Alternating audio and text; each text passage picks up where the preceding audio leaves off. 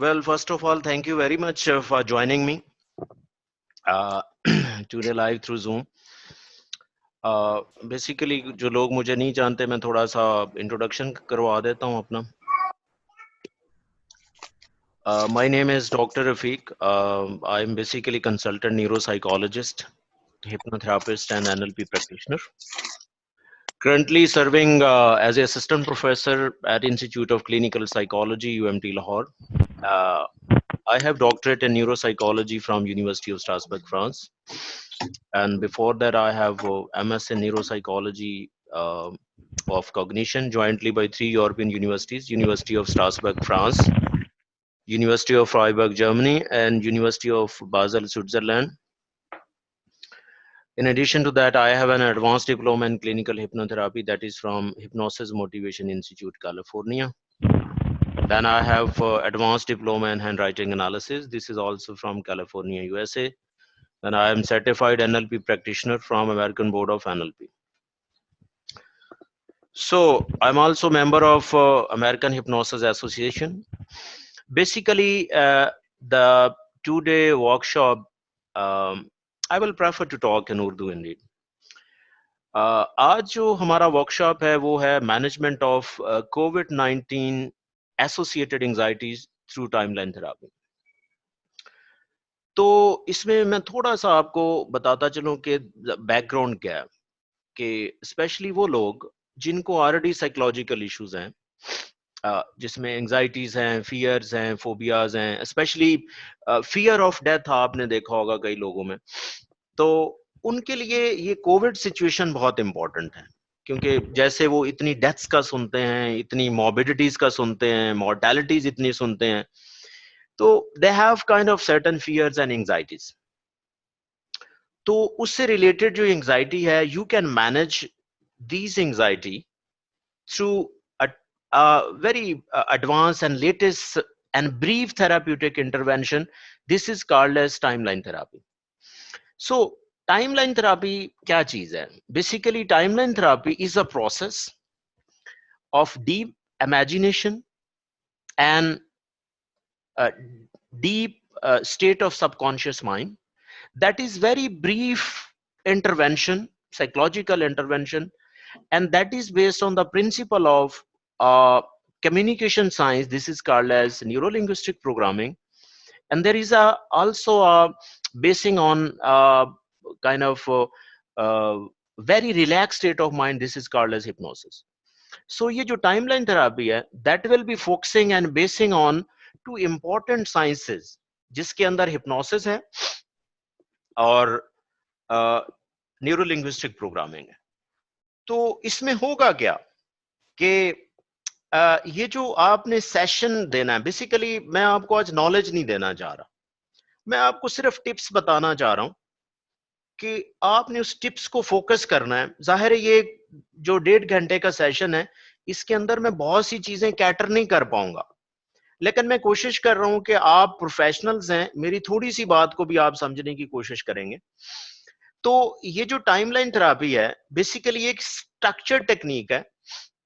इसको करने के लिए वैसे तो आप डायरेक्ट भी इसको कर सकते हैं, लेकिन इसके साथ आपने 2 अप्रोचेस लेके साथ चलना है. एक तो हिप्नोसिस की अप्रोच है और दूसरे आपने कुछ प्रिंसिपल्स इस्तेमाल करने हैं.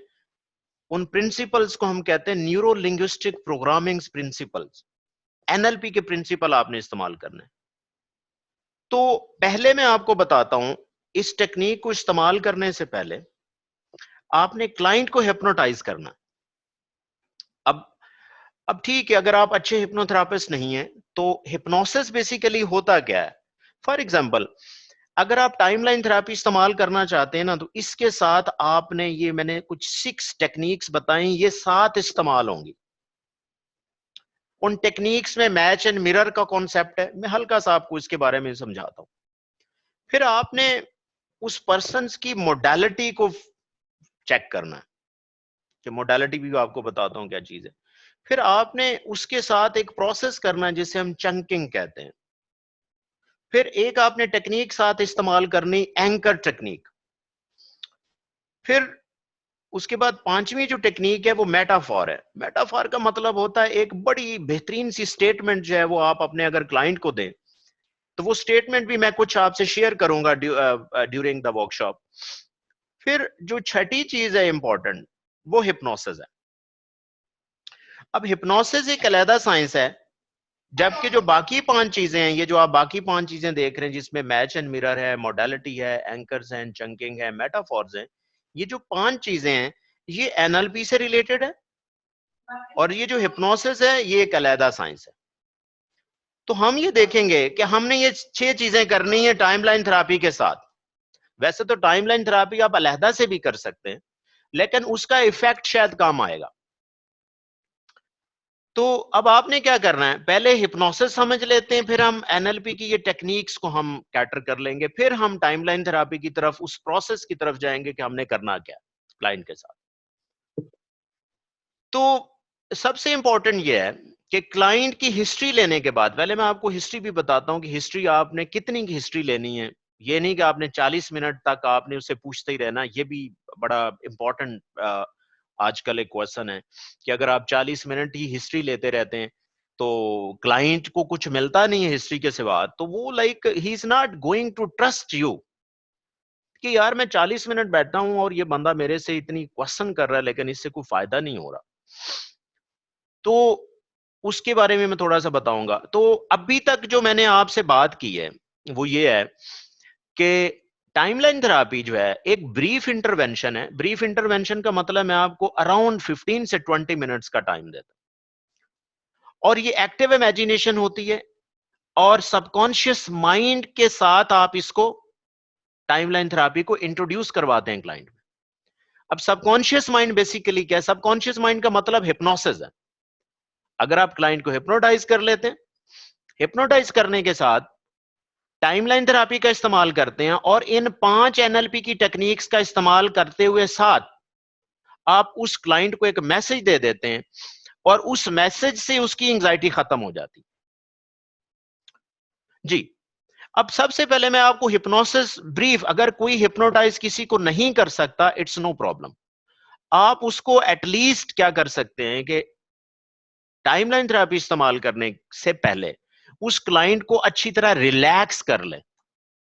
आप रिलैक्सेशन टेक्निक इस्तेमाल कर सकते हैं, क्योंकि अगर आप रिलैक्स होते हैं तो क्लाइंट जो है वो काफी हद तक हिप्नोसिस की करीब पहुंच चुका होता है। जब आपने उसको रिलैक्स कर लिया या हिप्नोटाइज कर लिया, जो लोग हिप्नोसिस समझते हैं, that is very good, no issue with them. अगर जो नहीं कर सकते, वो क्या करें कि क्लाइंट को बेहतरीन माहौल में रिलैक्स करें। बेहतरीन माहौल में रिलैक्स करने का मतलब क्या है कि एक इंडिविजुअल रूम होना चाहिए, रूम जो है उसके अंदर लाइट डिम होनी चाहिए, एक अच्छी सी रिलैक्सिंग चेयर होनी चाहिए उसके लिए। आप उसको रिलैक्सिंग चेयर पे बैठाएं, जिसे हम रेक्लाइनर कहते हैं या हिप्नोसिस चेयर भी कहते हैं। आप उस चेयर के ऊपर उसको बैठाएं, उसके बाद उसको रिलैक्स करें। रिलैक्स करने के बाद आपने उससे जो हिस्ट्री में आपने प्रूव किया है कि उसकी एंजाइटीज क्या है, उसके बाद आपने टाइमलाइन थेरेपी को उसके अंदर इंट्रोड्यूस करवाना। अब वो मैं आगे जाके आपको बताता हूं कि फॉर एग्जांपल हिप्नोसिस क्या है। Very simple, hypnosis is a state of mental relaxation, या इसको हम कहते हैं कि a state of consciousness in hyper suggestibility, कि ये एक ऐसी स्टेट है जिसके अंदर इंसान जो है वो हाइपर सजेस्टेड होता है। हाइपर सजेस्टेड का मतलब है कि अगर आप उसको जो कहते हैं वो उसको फॉलो कर रहा होता है।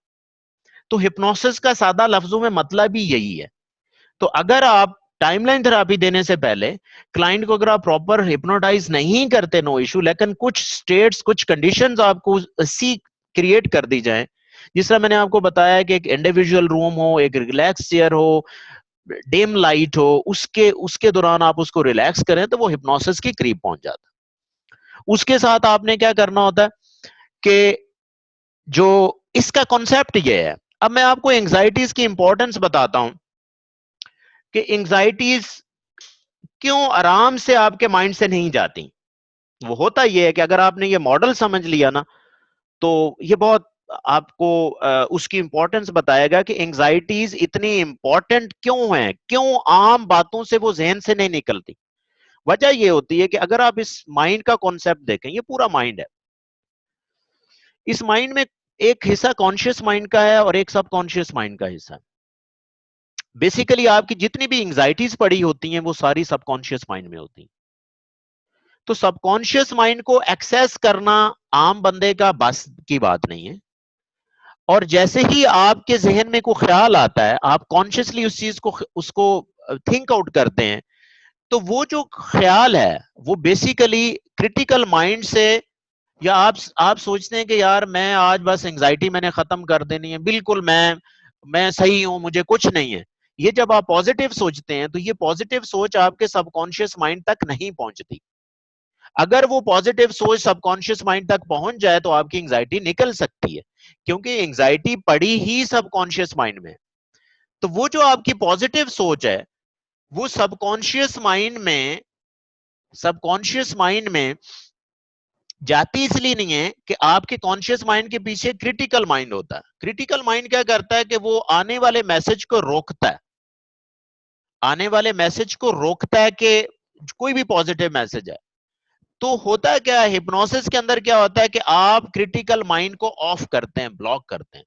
तो क्रिटिकल को माइंड को ऑफ करने के लिए, क्योंकि अगर आपने एंजाइटी को स्किप करना है, निकालना है, तो you have to go into the subconscious mind of the person. तो सबकॉन्शियस माइंड में जाने के लिए आपको क्रिटिकल माइंड ब्लॉक करना पड़ेगा। क्रिटिकल माइंड को ब्लॉक करने के लिए मैं आपको टिप्स यही दे रहा हूं कि जब तक आप क्लाइंट को रिलैक्स नहीं करते, क्लाइंट के अंदर ट्रस्ट बिल्ड नहीं करते, तो वो क्रिटिकल माइंड उसका ब्लॉक नहीं होता। तो जैसे ही उसका क्रिटिकल माइंड ब्लॉक होगा, फिर क्या होगा कि आप उसके सबकॉन्शियस माइंड को एक्सेस कर सकेंगे। और सबकॉन्शियस माइंड में ही एंजाइटी पड़ी हुई। अगर आप टाइमलाइन थेरापी के जरिए सबकॉन्शियस माइंड में जाके काम करेंगे तो उस एंजाइटी को आप निकाल पाएंगे। तो बेसिक कॉन्सेप्ट फिर क्या हुआ कि आपने सबसे पहले क्लाइंट का जो सबकॉन्शियस माइंड है वहां पे आपने एक्सेस करनी।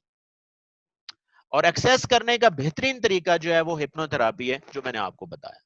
अब हिप्नोटाइज करने के लिए आप क्या करेंगे? हिप्नोसिस की कई मॉडल है कि उसमें एक कैपासोनियन मॉडल ऑफ हिप्नोसिस है, जिसमें आप क्या करते हैं कि क्लाइंट को बहुत सी टेक्निकल इंफॉर्मेशन देते हैं, ठीक है, जो हकीकत से रिलेटेड हो। जब आप कोई भी किसी चीज को हकीकत से रिलेटेड जो है वो मैसेज देते हैं तो वो मैसेज यूनिट कहलाता है। जिस तरह फर्ज करें, अगर आप किसी क्लाइंट को एक क्लाइंट है वो बुरा काम कर रहा है, तो वो बहुत रिलीजियस क्लाइंट है, तो अगर आप उसे कहते हैं कि ये काम इस्लाम में मना है या ये गुनाह होता है, तो ये एक बड़ी फैक्चुअल इंफॉर्मेशन है। तो हो सकता है कि वो इंफॉर्मेशन को ऐसा ले ले।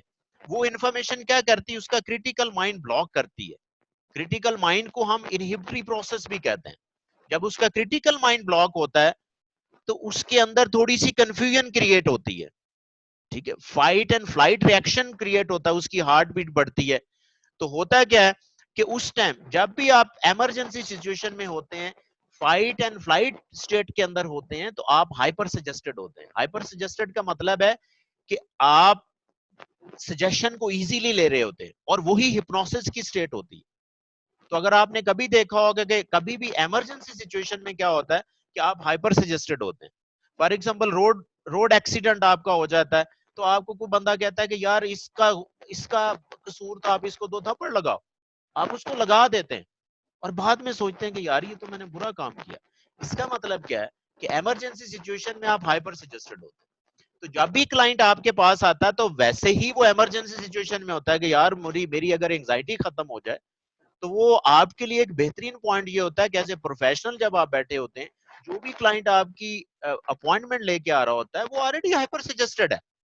अगर आप उसको रिलैक्स करके, प्रॉपर रिलैक्स करके उसके अंदर टाइमलाइन थेरापी इंट्रोड्यूस करवाएंगे, तो क्या होगा, एंजाइटी के खत्म होने के चांसेस ज्यादा होंगे। तो ये बेसिकली कॉन्सेप्ट है। अब इसमें होगा क्या कि जो क्रिटिकल माइंड का काम करता है ब्रेन, उसको हम कहते हैं प्री फ्रंटल कॉर्टेक्स। जो आपके आने वाले सजेशन को, पॉजिटिव थॉट्स को रोकने वाला ब्रेन का हिस्सा होता है, उसे हम, ये रेड में जो आपको शो हो रहा है, इसे हम क्रिटिकल माइंड कहते हैं। तो बेसिकली जब आप किसी को कंफ्यूज करते हैं, जब आप किसी को कंफ्यूज करते हैं या उसको इमरजेंसी सिचुएशन में डालते हैं, उस क्लाइंट के अंदर फियर क्रिएट करें। हमेशा याद रखें, अगर आप किसी बंदे को कंफ्यूज करना चाहते हैं, तो मेरा यहाँ पे कोटेशन है कि या उस बंदे में फियर क्रिएट कर दें या उसके अंदर ग्रीड क्रिएट कर दें, तो वो बंदा हाइपर सजेस्टेड हो जाता है। इसका मतलब ये है कि कंफ्यूजन जब क्रिएट होती है तो वो प्रीफ्रंटल कॉर्टेक्स इन्वॉल्व होता है। तो होगा क्या कि यहाँ पे वो लाइन ये है कि you are hyper suggested when you are in fear और ग्रीड। तो आपने उसके अंदर एक इमरजेंसी सिचुएशन पैदा करनी है ताकि वो आपकी बात को सुने। तो वो बेसिकली जो ब्रेन का काम कर रहा है। सर ये बात जरा रिपीट कर दीजिए, आपकी वॉइस कम हो गई थी। जी, जो क्रिटिकल माइंड का फंक्शन है, वो ब्रेन जो है, ब्रेन का एक पार्ट होता है जिसे हम प्री फ्रंटल कॉर्टेक्स कहते हैं, वो उसको कैटर कर रहा होता है। तो प्री फ्रंटल कॉर्टेक्स जो है, जब आप इसको डिस्टर्ब करते हैं तो इसको कंफ्यूजन से डिस्टर्ब किया जाता है। तो मैं अब आपको बताऊंगा कि आपने क्लाइंट के अंदर कंफ्यूजन कैसे क्रिएट करनी। क्लाइंट के अंदर जब आप कंफ्यूजन क्रिएट करेंगे तो वो हाइपर सजेस्टेड होगा। हाइपर सजेस्टेड होगा तो आप जब एंजाइटी निकालने का मैसेज देंगे तो एंजाइटी निकल जाएगी। जब, क्योंकि आम आपने अक्सर देखा होगा, मैं आपको यहाँ पे होल्ड करके एक एग्जांपल देता हूँ। आपने अक्सर देखा होगा कि जिनको एंजाइटीज हैं या फियर है, या जिसको फर्ज करें सोशल एंजाइटी की हम बात करते हैं, ठीक है, वो कहता है जी मैं जैसे ही रोड पे जाता हूँ मुझे डर लगता है या मुझे प्रॉब्लम होता है। तो कई लोग मजाक, यार ये कैसे हो सकता है रोड पे जाने से डर लगे। अब उसको तो लग रहा है ना, जिस बंदे को आप समझ नहीं सकते कि वो सिचुएशन उसी को ही पता है कि जिसको ये प्रॉब्लम है। अब वो अपने आप को खुद भी बहुत सी कोपिंग स्टेटमेंट दे रहा होता है। अब देखें ना, हमारे यहाँ जो साइकोलॉजिस्ट हैं वो सबसे बड़ी बात ही कोपिंग स्टेटमेंट की कर देते हैं कि यार ये कोपिंग स्टेटमेंट से बंदा सही नहीं होता यार। आपने देखा होगा कि घर में जिस बंदे को प्रॉब्लम है, कोई भी प्रॉब्लम ले लें, स्मोकिंग का ले लें, एंजाइटी का ले लें, कोई चीज वो नहीं खा रहा जिसका उसको फोबिया है, फर्ज करें एक बंदा बैंगन नहीं खाता, यानी को बैंगन से उसको फोबिया है, वो नहीं खाता। आपके घर में 40 बंदा उसको समझाता नहीं नहीं यार बड़ी अच्छी चीज है, खा लो, ये कर लो, वो उसकी बात क्यों नहीं फॉलो कर रहा होता। फॉलो इसलिए नहीं कर रहा होता क्योंकि वो जो बात उसका एक्सपीरियंस, कोई चीज ना खाने का एक्सपीरियंस है, उसके सबकॉन्शियस माइंड में बैठा हुआ। अगर आप उस बंदे के सबकॉन्शियस माइंड में जाके इस चीज को नहीं निकालेंगे तो वो नहीं निकलेगा। तो इसका मतलब यह है कि पहला स्टेप, टाइमलाइन थेरेपी करने से पहला स्टेप जो है कि आप अगले बंदे को सबकॉन्शियस माइंड में डालें। तो सबकॉन्शियस माइंड में डालने का बेहतरीन तरीका जो है वो हिप्नोथेरेपी है। तो जो लोग हिप्नोसिस को समझते हैं उनके लिए ये बहुत बेहतरीन तरीका होगा। अगर जिनको नहीं है वो इसको थोड़ा सा, मैंने आपको मिनिमम क्राइटेरिया भी बता दिया कि हिप्नोसिस को कैसे इंड्यूस करना। अपने क्लाइंट को रिलैक्स करें, एक इंडिविजुअल रूम में लेके जाएं, वहां पे डिम लाइट होनी चाहिए, क्योंकि डिम लाइट क्या करती है कि आपकी आंखों को एक्टिवेट नहीं करती, आपकी ब्रेन वेव्स पीछे स्लो हो जाती हैं। तो इसका मतलब है कि आप डिम लाइट में, या फिर आप कोशिश करें कि इवनिंग आवर्स में आप ये सेशंस करें। इवनिंग आवर्स में सेशन करना बहुत इंपॉर्टेंट है as compare to early morning. तो इवनिंग में अगर आप सेशन करते हैं, क्योंकि ब्रेन वेव्स का साइकिल है during the 24 hour of the day, वो ब्रेन वेव्स शाम को स्लो होती हैं। तो ये मैं छोटे छोटे उन लोगों को टिप्स दे रहा हूं जो हिप्नोसिस को अच्छी तरह नहीं समझते। अगर ये टिप्स वो इस्तेमाल करें तो वो छोटी सी टिप्स के साथ भी हिप्नोसिस के करीब पहुंच सकते हैं। जब आपने क्लाइंट को हिप्नोटाइज कर लेते हैं तो फिर आपने उसकी एंजाइटी को निकालने के लिए एक सजेशन देते हैं। तो उसमें जो सजेशन है वो बहुत इंपॉर्टेंट है। अब ये मैं इसका बायोलॉजिकल प्रोसेस बता रहा था। हाँ, सजेशन के देने के प्रोसेस को हम सजेस्टिबिलिटी कहते हैं। ठीक है, आपने हिप्नोटाइज कर लिया, अब हिप्नोटाइज तो कर लिया, अब आपने उसके अंदर से एंजाइटी निकालनी, वो कैसे निकालेंगे? जाहिर है मुंह से कुछ बोलेंगे तो आप, जाहिर है उसके लिए जब हिप्नोटाइज होगा उसके उसके जहन के अंदर कुछ सजेस्ट देंगे तो वो एंजाइटी आएगी बाहर, ठीक है, या फेड होगी या उसका इंटेंसिटी कम होगी। तो उस प्रोसेस को हम सजेस्टिबिलिटी कहते हैं। Suggestibility mean the way of giving suggestion to the client is called suggestibility. तो यहां पे मैं आपको बताता चलूं, हर बंदा सजेस्ट कर रहा होता है, लेकिन जो रीसेंट रिसर्च के मुताबिक, इसके ऊपर मेरे आर्टिकल्स भी हैं, आप इसको पढ़ना चाहें, साइंटिफिक आर्टिकल्स की मैं बात कर रहा हूं, तो ये होता है कि सजेस्टिबिलिटी के लिहाज से लोगों की मेन दो टाइप्स होती हैं। वैसे चार टाइप्स होती हैं, लेकिन मैं यहां पे आपको दो टाइप डिस्कस कर रहा हूं। कि जब आपने हिप्नोटाइज कर लिया क्लाइंट को, फिर आपने उसको सजेशन देना है। सजेशन देने के प्रोसेस को हम सजेस्टिबिलिटी कहते हैं। अब सजेस्टिबिलिटी के लिहाज से लोग दो किस्म के होते हैं, एक फिजिकल सजेस्टिबल लोग होते हैं और एक इमोशनल सजेस्टिबल लोग होते हैं। फिजिकल सजेस्टिबल लोग वो होते हैं जो सजेशन को डायरेक्ट लेते हैं और लाउड वॉइस टोन को पसंद करते हैं वो सजेशन लेने के लिए, यानी कि आप हैवी टोन से उनको सजेशन देंगे उनको अच्छा लगेगा। और जो इमोशनल सजेस्टिबल लोग होते हैं उनको अगर आप सजेशन लो टोन के अंदर देंगे तो उनको अच्छा लगेगा। तो इसका मतलब यह है कि आपने उस क्लाइंट की पहले सजेस्टिबिलिटी चेक करनी है कि उसकी सजेस्टिबिलिटी क्या है, क्या वो लो टोन में सुनना चाहता है या हाई टोन में सुनना चाहता है। क्योंकि लो टोन पसंद करने वाले को अगर आप हैवी टोन में मैसेज देंगे या सजेशन देंगे तो वो इरिटेट होगा। मैं आपको साइकोलॉजी बड़े माइक्रो लेवल पे समझाने की कोशिश कर रहा हूं क्योंकि ये 21st सेंचुरी है। अगर आपने आज के लोगों के साथ 1965 की साइकोलॉजी इस्तेमाल करनी तो उसका कोई फायदा नहीं होगा क्लाइंट को, और ये हो रहा है। मैंने आपको बारीकी वाली चीजें जो हिप्नोसिस और साइकोलॉजी साइकोथेरापी में बारीकी वाली चीजें वो बताने की कोशिश कर रहा हूं इसी 1.5 घंटे के अंदर। और मेरा ख्याल है कि मैं आपको बताता चलूं कि I am really sorry for that कि जो हमारे पास जूम का वर्जन है, ये जाहिर है टेक्निकल इश्यूज हैं, ये जूम का सेशन जो है वो 40 मिनट्स तक एक्सपायर हो जाता है। और मैं कोशिश करूंगा कि कोई और बंदा ज्वाइन ना करे, यही हंड्रेड्स लोग ज्वाइन करें। जैसे ही मेरा सेशन खत्म होगा मैं दोबारा से लॉग इन करूंगा और with in couple of minutes मैं अगेन आ जाऊंगा। तो आप काइंडली तैयार रहिएगा ताकि आप, क्योंकि कोई बंदा एंटर नहीं होगा 100+ से, तो आप काइंडली पहले जो ऑलरेडी सेशन ले रहे हैं अगर आप वो ले लेंगे तो ज्यादा अच्छा होगा। तो आई एम श्योर कि अभी हमारे पास टाइम है, ठीक है। जैसे ही सेशन खत्म हो आपने परेशान नहीं होना, सेशन खत्म होने के विद इन 2 मिनट्स दोबारा मैं आपको लो लूंगा। तो यहाँ पे हम डिस्कस कर रहे थे कि आपने क्लाइंट को हिप्नोटाइज कर लिया, अब आपने उसको सजेशन देना। सजेशन ऐसे सादा सजेशन देने का कोई फायदा नहीं होता, आपने उसको एक तरीके से सजेशन देना है। अगर वो इमोशनल बंदा है तो उसको आपने बड़ी लो टोन में आप मैसेज देंगे तो उसको पसंद करेगा, उसको फायदा होगा। अगर कोई फिजिकल सजेस्टिबल है तो उसको आप लाउड टोन के साथ मैसेज दें, हैवी टोन के साथ, डोमिनेंट होके आप उसको मैसेज देंगे तो वो ज्यादा प्रेफर करेगा। अब क्वेश्चन अराइज होता है कि हाउ डू यू नो कि ये बंदा फिजिकल सजेस्टिबल है या इमोशनल सजेस्टिबल है। इसके ऊपर कई टेस्ट हैं, मैं आपको हल्का सा, सिर्फ हल्का सा मैं आपको शशका करवा रहा हूँ। जाहिर है इतने टाइम में इतनी चीजें समझाई नहीं जा सकती, लेकिन जो सही प्रोफेशनल बंदे बैठे हुए हैं, मैंने इसीलिए कहा था कि सिर्फ प्रोफेशनल लोग ज्वाइन करें इस ट्रेनिंग को ताकि वो कुछ फायदा भी कर सके आगे कम्युनिटी का।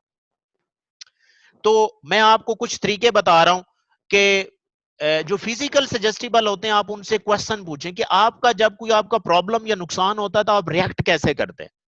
जो फिजिकल सजेस्टिबल लोग होते हैं वो इमोशनल रिएक्ट करते हैं। इमोशनल रिएक्ट करने का मतलब वो फिजिकल कोई चीज तोड़ते नहीं है, मारते नहीं है, हाथ नहीं मारते गुस्से की शक्ल में, वो चुप कर जाते हैं। यानी कि उनका जो रिएक्शन या रिस्पॉन्स होता है वो इमोशनल स्टाइल में होता है, यानी कि वो सैड हो जाएंगे, बैठे रहेंगे, कोई बात नहीं करेंगे। ये फिजिकल, ये उल्ट उल्ट है। If you are physical suggestible आपका जो रिस्पॉन्स होता है वो इमोशनल होता है। और इन द अदर हैंड अगर आप इमोशनल सजेस्टिबल हैं तो आपका जो रिएक्शन होता है वो फिजिकल रिएक्शन होता है।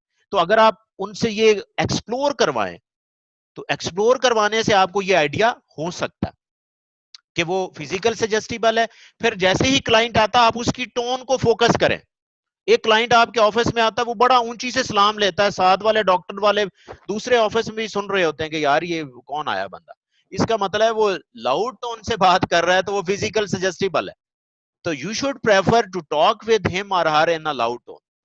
कोशिश ये करें।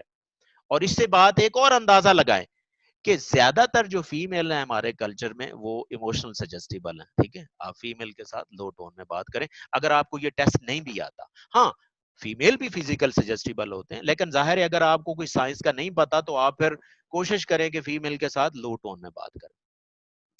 तो अगर आपको ये टेस्ट आते हैं, पहला टेस्ट मैंने आपको बता दिया कि आप उनके जो रिस्पॉन्स का डायनामिक्स है उनको समझने की कोशिश करें।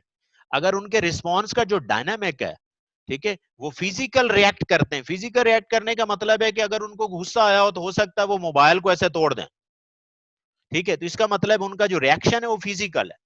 तो जो फिजिकल रिएक्ट करते हैं वो इमोशनल सजेस्टिबल होते हैं। और जो इमोशनल रिएक्ट करते हैं वो फिजिकल। ये मैंने आपको पहला प्रिंसिपल बताया कि सजेस्टिबिलिटी जो है वो टेस्ट आप कह लें। दूसरा टेस्ट होता है फिंगर स्प्रेडिंग टेस्ट। इसमें ये कहा जाता है कि आप क्लाइंट को कहते हैं कि ये अपने फिंगर्स अपनी आंखों के सामने रखें और ये इस यहाँ पे आप टिप पे फोकस करें। जब आप टिप पे फोकस करते हैं तो आप जब फोकस करेंगे तो आपकी आंखें टायर्ड हो जाएंगी। साथ ही आपने क्लाइंट को सजेस्ट करना है कि योर फिंगर्स आर स्प्रेडिंग। एक दफा आपने एक हाथ से जैसे जैसे फिंगर स्प्रेड होंगी आपने हल्का सा टाइम नोट करना है। एक हाथ को आपने स्प्रेड लो टोन के साथ करवाना है और एक को आपने हैवी टोन के साथ करवाना है दूसरे हाथ को। तो आपने हल्का सा टाइम नोट करना है कि लाउड टोन के साथ वो ज्यादा रिस्पॉन्स शो करता है तो वो फिजिकल सजेस्टिबल है। अगर लो वॉइस टोन से वो रिस्पॉन्ड दे रहा है तो इसका मतलब क्या है कि वो इमोशनल सजेस्टिबल है। ये दूसरा टेस्ट मैंने आपको बताया।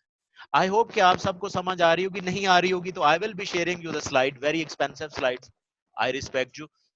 और तीसरा जो टेस्ट है वो मैं आपको जाहिर हल्का सा शशका करवा रहा हूं। वैसे हैंड राइटिंग एनालिसिस एक पूरी बड़ी साइंस है, इसके ऊपर मैं वर्कशॉप भी देता हूं और इसमें मैं आपको सिर्फ हिप्नोसिस से रिलेटेड एक एक जरा इंडिकेशन बता रहा हूं कि आपने सजेस्टिबिलिटी चेक करने के लिए ना लो हैंड राइटिंग का आपने स्मॉल एम देखना है। स्मॉल एम के ये जो लूप्स हैं ये आपने देखने हैं। तो स्मॉल जितना राउंडनेस यहां पे ज्यादा होगा, अब ये देखिए ये राउंडनेस है, ये राउंडनेस ज्यादा है। If the roundness in the small m letter is higher, the person is more physical suggestible. और इसी तरह अगर ये राउंडनेस कम है, if the roundness is very sharp, like ये edges आपको नजर आ रहे होंगे तो वो लोग इमोशनल सजेस्टिबल होते हैं। अगर ये राउंडनेस एक एवरेज किस्म की हो, ना ज्यादा नैरो हो ना ज्यादा ब्रॉड हो, तो वो लोग जो है सोमनैम्बुलिस्टिक होते हैं। सोमनैम्बुलिस्टिक का मतलब वो डिप्लोमेटिक स्टाइल में सजेशन लेते हैं, आप उनको जैसे मर्जी सजेशन दे दें, they are going to accept it. But this is the rare scenes. But आपने करना है कि if the person is physical suggestible, उसको आपने लाउड वॉइस टोन में सजेस्ट करना है। And if the person is emotional suggestible, आपने उसको low voice tone में suggest करना है। That will be very very very effective indeed. Ji, we have removed the 40-minute time limit on। हाँ, उन्होंने थोड़ा सा हमारे साथ अच्छा किया है कि उन्होंने थोड़ा सा टाइम बढ़ा दिया। We are kind to them. Okay, we will continue. Yes. So if the letter M roundness is small, then the person is emotion suggestible. So अभी हमने दो चीजें सीखी। एक तो आपने क्लाइंट को हिप्नोटाइज करना है। अगर जो लोग हिप्नोसिस जानते हैं वेल एंड गुड, आप उसको प्रॉपरली हिप्नोटाइज करें। जो लोग नहीं जानते वो थोड़ा सा टिप्स ले लें, हिप्नोसिस के आप करीब तरीन पहुंच जाएंगे। कि आप उसको रूम में बिठाएं, रिलैक्सिंग चेयर पे बिठाएं, डार्क रूम होना चाहिए, ठीक है, लाइक कैंडल लाइट टाइप, या आप एक छोटा सा लैंप यूज कर सकते हैं कॉर्नर में, ठीक है। कमरे की दीवारें जो हैं वो ज्यादा हाईली डार्क वो पेंट्स नहीं होने चाहिए, बड़े डिम से पेंट होने चाहिए, ठीक है। इवनिंग के टाइम प्रेफर करें। तो जब आप उसको रिलैक्स करेंगे फिर आपने सजेशन देना जो अभी मैं उस सजेशन की तरफ आ रहा हूँ, लेकिन जो आपने सजेशन देना है उसके डायनेमिक्स के आप ऊपर गौर करें। सजेशन देने से पहले आपको उसकी सजेस्टिबिलिटी का पता होना चाहिए। जब आपको सजेस्टिबिलिटी का पता चल जाए फिर हम उसको जो है हिप्नोटाइज करते हैं। जब प्रॉपर हिप्नोसिस की जो मैंने टेक्निक्स आपको बताई हैं उसमें ये है कि ये आप एक डायग्राम नोट कर सकते हैं। इसको रिलैक्सिंग आई रोलिंग टेक्निक भी कहते हैं हिप्नोसिस के लिए। आप उसको जब कुर्सी पे बैठाएंगे उसे कहें कि आप डीप ब्रीथ लें, 3 to 6 आप डीप ब्रीथ उसको करवा सकते हैं, ठीक है। जाहिर इसकी एक अलहदा साइंस है, आपने पढ़ा होगा साइकोलॉजी में कि आप ब्रीदिंग कैसे करवाते हैं, ठीक है। जैसे आप ब्रीथ करवाएंगे साथ साथ आप उसको सजेस्ट करते हैं कि आप अपने आई बॉल्स को रोल बैक करें, आई बॉल्स को रोल बैक करें। जाहिर है वो होंगे नहीं, लेकिन you have to put the client in confusion. जैसे वो आई बॉल रोल्स होंगे साथ साथ आपने कहना है कि आपने ऐसे लफ्ज बोलने हैं जिसमें एल आता हो। जो लफ्ज एल होता है ना, ये बेसिकली जब आप एल प्रोनाउंस करते हैं तो आपकी जबान जो है पैलेट के ऊपर लगती है। जब पैलेट के ऊपर लगती है तो उससे क्या होता है कि आपका ब्रेन जो है वो रिलैक्स होता है, यहां से एक स्टिमुलस जाता है। ब्रेन जब रिलैक्स होता है तो ब्रेन वेव्स लो होती हैं। जब ब्रेन वेव्स डेल्टा वेव्स या अल्फा वेव्स होती हैं तो आप हिप्नोसिस में होते हैं। आप सबकॉन्शियस माइंड में होते हैं। तो ये एक टेक्निक है। जैसे जैसे वो आई बॉल्स रोल होती जाएंगी, साथ साथ आप उसको सजेस्ट करते जाएंगे। If you feel your eyeballs are tired, you can close your eyes. जैसे उसकी आई बॉल्स टायर्ड होंगी, वो क्लोज करेगा। क्लोज होने के बाद आपने फिर टाइमलाइन इस्तेमाल करनी है। आगे वो बताता हूं टाइमलाइन कैसे इस्तेमाल करनी है। दूसरी टेक्निक है जिसे हम आई फैसिनेशन टेक्निक कहते हैं। तो आई फैसिनेशन टेक्निक इस तरह का एक पिक्चर होता है। आप इसको क्लाइंट को कहते हैं just focus on the central point and try to find something in the centre. जो कुछ भी आप कह सकते हैं, try to find butterfly in the centre. जब आप इसको फोकस करते हैं, आप ही अगर फोकस करके देखें तो your eyes will be blurred. And साथ साथ आप सजेस्ट करते हैं please don't blink your eyes and don't speak from no. दो सजेशन आप कंटिन्यूअसली, आप रिपीटेडली उसको कहते रहते हैं। When your eyes are tired, you can close your eyes. जैसे ही उसकी आंखें टायर्ड होती हैं, आप क्लोज करवा देते हैं उसे। जब आप आंखें आपकी क्लोज होती हैं, तो आप सजेशन दे सकते हैं। फिर अगला क्या है, आपने पेंडोलम वाला एक सिलसिला शुरू होगा। अगर आप एज ए प्रोफेशनल है, हिप्नोथेरापिस्ट हैं, तो आप ये पेंडोलम यूज कर सकते हैं।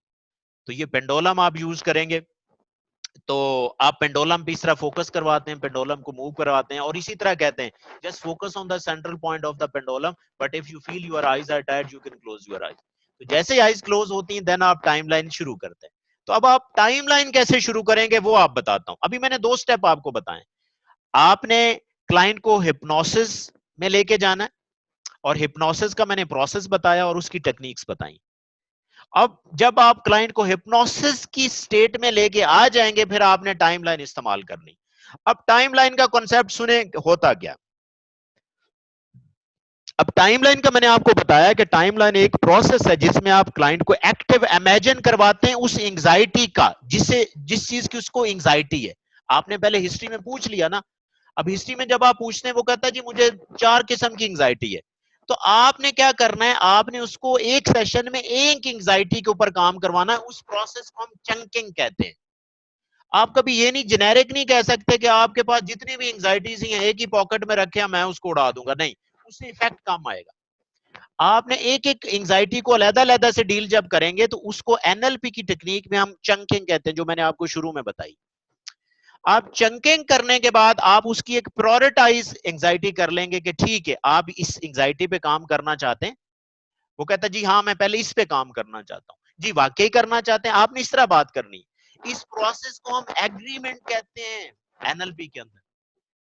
Try to agree the client what you are going to do with the client, कि जी ठीक है, फिर हम करें, फिर इसके ऊपर फर्ज करें एंजाइटी क्या है, डेथ एंजाइटी है, जी करें। अब ये बार बार कहने का मतलब ये कि आप, क्योंकि अगले 5 मिनट के अंदर आपने उसको एंजाइटी के ऊपर सेशन देना है, और वो एंजाइटी उसके सबकॉन्शियस माइंड में फिर रही हो, ताकि सबकॉन्शियस माइंड में वो एंजाइटी एक्टिव हो, ताकि जब सबकॉन्शियस माइंड में हिप्नोसिस में आप उसको लेके जाएंगे, तो आप क्लाइंट उसी एंजाइटी के बारे में सोचेगा जिसका पहले आप जिक्र कर चुके हैं बार बार। तो इसका मतलब है कि आप क्लाइंट को एग्री करवा लें, got the agreement with the client कि आपने क्या करना है। सो आफ्टर द चंकिंग आप एक एंजाइटी लेके आए। जब आप एंजाइटी लेके आते हैं, उसको आपने एक प्रोसेस समझाना है। प्रोसेस जो है वो मैं इस तरह आपको बता रहा हूं कि मैं एक दूसरी ये स्लाइड शो कर रहा हूं। आई डोंट नो कि ये आपको नजर आ रही कि नहीं आ रही। ये पेंट पिक्चर नजर आ रही।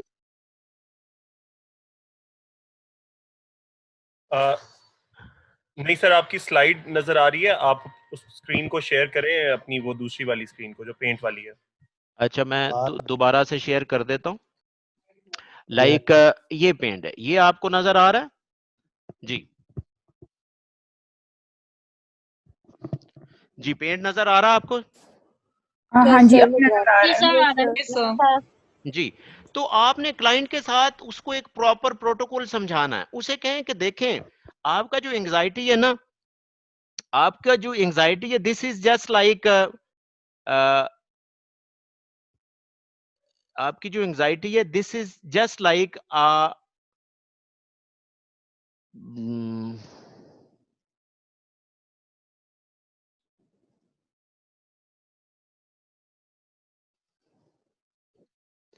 जी, आपकी जो एंजाइटी है वो एक लाइफ की तरह होती है, क्योंकि एंजाइटी का तल्लक टाइम के साथ होता है। जिस तरह ये टाइम लाइन है ना, फॉर एग्जाम्पल कोई भी एंजाइटी, फर्ज करें ये यहाँ पे आप पैदा सर हुए। माइक को प्लीज करीब कर लीजिएगा अपने मुंह के। जी, फॉर एग्जाम्पल ये प्रॉब्लम की एक लाइन है, प्रॉब्लम या एंजाइटी यहां से शुरू होता है, या ये आपकी फर्ज करें लाइफ लाइन है, यहां पे आप पैदा हुए, यहां पे आपने फर्ज करें आपकी सपोज डेथ है, ठीक है, अभी आप ये पोजीशन पे हैं, इसको हम करंट पोजीशन कहते हैं। अब आपने क्लाइंट को ये लाइन समझानी है, अब आपने कहना है कि आपका प्रॉब्लम कहीं ना कहीं से शुरू हुआ है, फर्ज कहने हो सकता है 2 साल पहले शुरू हुआ, 3 साल, ये आपका पास्ट है, तो जाहिर है प्रॉब्लम तो पास्ट में शुरू होता है, ये पास्ट में, ये काइंडली आप मेरा पेंट यूज ना करें काइंडली, ये पास्ट है, ये आपका प्रेजेंट है, ये आपका फ्यूचर है। अब क्या है कि प्रॉब्लम कहीं से शुरू हुआ, क्लाइंट को कहें आप अभी यहां पे हैं प्रेजेंट सिचुएशन में, क्या आप चाहते हैं कि जाहिर है एंग्जाइटी, एक और मैं खूबसूरत बात करने लगा हूं कि जो एंग्जाइटीज होती हैं उनका तल्लक फ्यूचर से होता है। फ्यूचर का मतलब है कि अगले हो सकता है 5 मिनट में एंग्जाइटी आपको हो जाए, अगले 10 मिनट में, इसका माजी से कोई तल्लक नहीं होता। आप ये क्लाइंट को बॉदर करवाएं, अगर वो माजी से उसका तल्लक है तो वो एंग्जाइटी नहीं है, कुछ और है, ये मैं आपको बता दूं, वो गिल्ट हो सकता है, ठीक है, वो कुछ और चीज हो सकती है। तो आप क्लाइंट को कहें कि फॉर एग्जांपल आप अभी प्रेजेंट पे हैं और आपको फ्यूचर में जो एंग्जाइटी आती है, क्या आप चाहते हैं कि वो आपको ना हो? वो कहेगा हाँ बिल्कुल ना हो।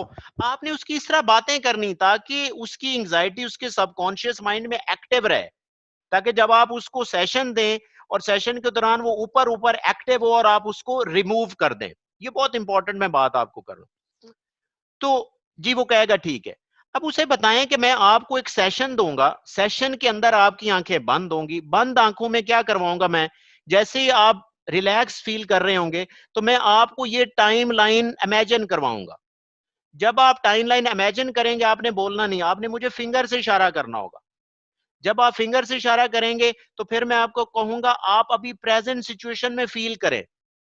वो फिर फिंगर से इशारा करेगा, जैसे वो प्रेजेंट सिचुएशन में फील करेगा he will signal with the finger. फिर क्या होगा, फिर मैं उसे कहूंगा कि आप फ्यूचर में जाएं। जैसे वो फ्यूचर में जाएगा, जहां पे वो आप उसे कहें, उसे आप ओपन ऑप्शन दें कि भाई जहां पे आपको एंजाइटी फील होती है आप अपने आप को वहां पे लेके जाएं। जब आप इमेजिनेशन में क्या करेंगे, इमेजिनेशन के अंदर आप एंजाइटी को फील करेंगे तो आप उसे कहेंगे मुझे फिंगर से इशारा करें, और फिर आप कहेंगे कि जैसे आप एंजाइटी को फील करेंगे आपको ये साउंड आएगी, ये इसको एंकर कहते हैं। उसे कहेंगे जैसे ही आपको ये साउंड सुनाई देगी आपकी एंजाइटी कम होना शुरू हो जाएगी और आप रिलैक्सेशन की तरफ जाना शुरू कर देंगे। और साथ आपने एक उसके साथ एसोसिएटेड टेक्निक इस्तेमाल करनी जिसे हम सर्कल थेरेपी कहते हैं। उसके हाथ में एक बॉल पॉइंट होगा, उसे कहेंगे कि जैसे जैसे आपकी एंजाइटी कम हो रही होगी आप ये सर्कल ड्रा करते रहेंगे, और जैसे जैसे आप सर्कल इस तरह ड्रा करेंगे आपकी एंजाइटी और कम होती जाएगी, और जैसे जैसे कम हो आपने तेजी से और जोर से ड्रा करना है ताकि ये हमेशा के लिए आपके सबकॉन्शियस माइंड से खत्म हो जाए। और जैसे ही खत्म हो you can stop drawing the circle and you will give me the signal with your finger. और जैसे आप फिंगर से इशारा करेंगे तो मैं आपकी आंखें खुलवाऊंगा and I will be counting from 1 to 10, at 10 you will open your eyes. जैसे आपने उसकी आईज ओपन करनी, आपने उससे ये नहीं आप पूछना कि हाँ एंजाइटी कितनी कम हुई है, भाई उसने पहले बता तो दिया है कि मेरी एंजाइटी खत्म हो गई है। ऑल राइट, आपने पहली बात ये कि एंजाइटी का लफ्ज यूज नहीं करना, आपने उसका अल्टरनेट यूज करना है कि you are going more relax and relax.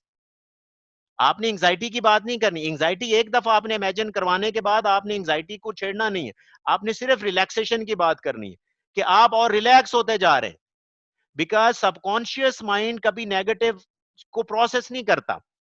इसका मतलब यह है कि अगर आप उसे कहेंगे कि आपको एंजाइटी नहीं हो रही तो आपका सबकॉन्शियस माइंड नहीं को नहीं सुनता, वो सिर्फ एंजाइटी को सुनेगा और जेन में रहेगी।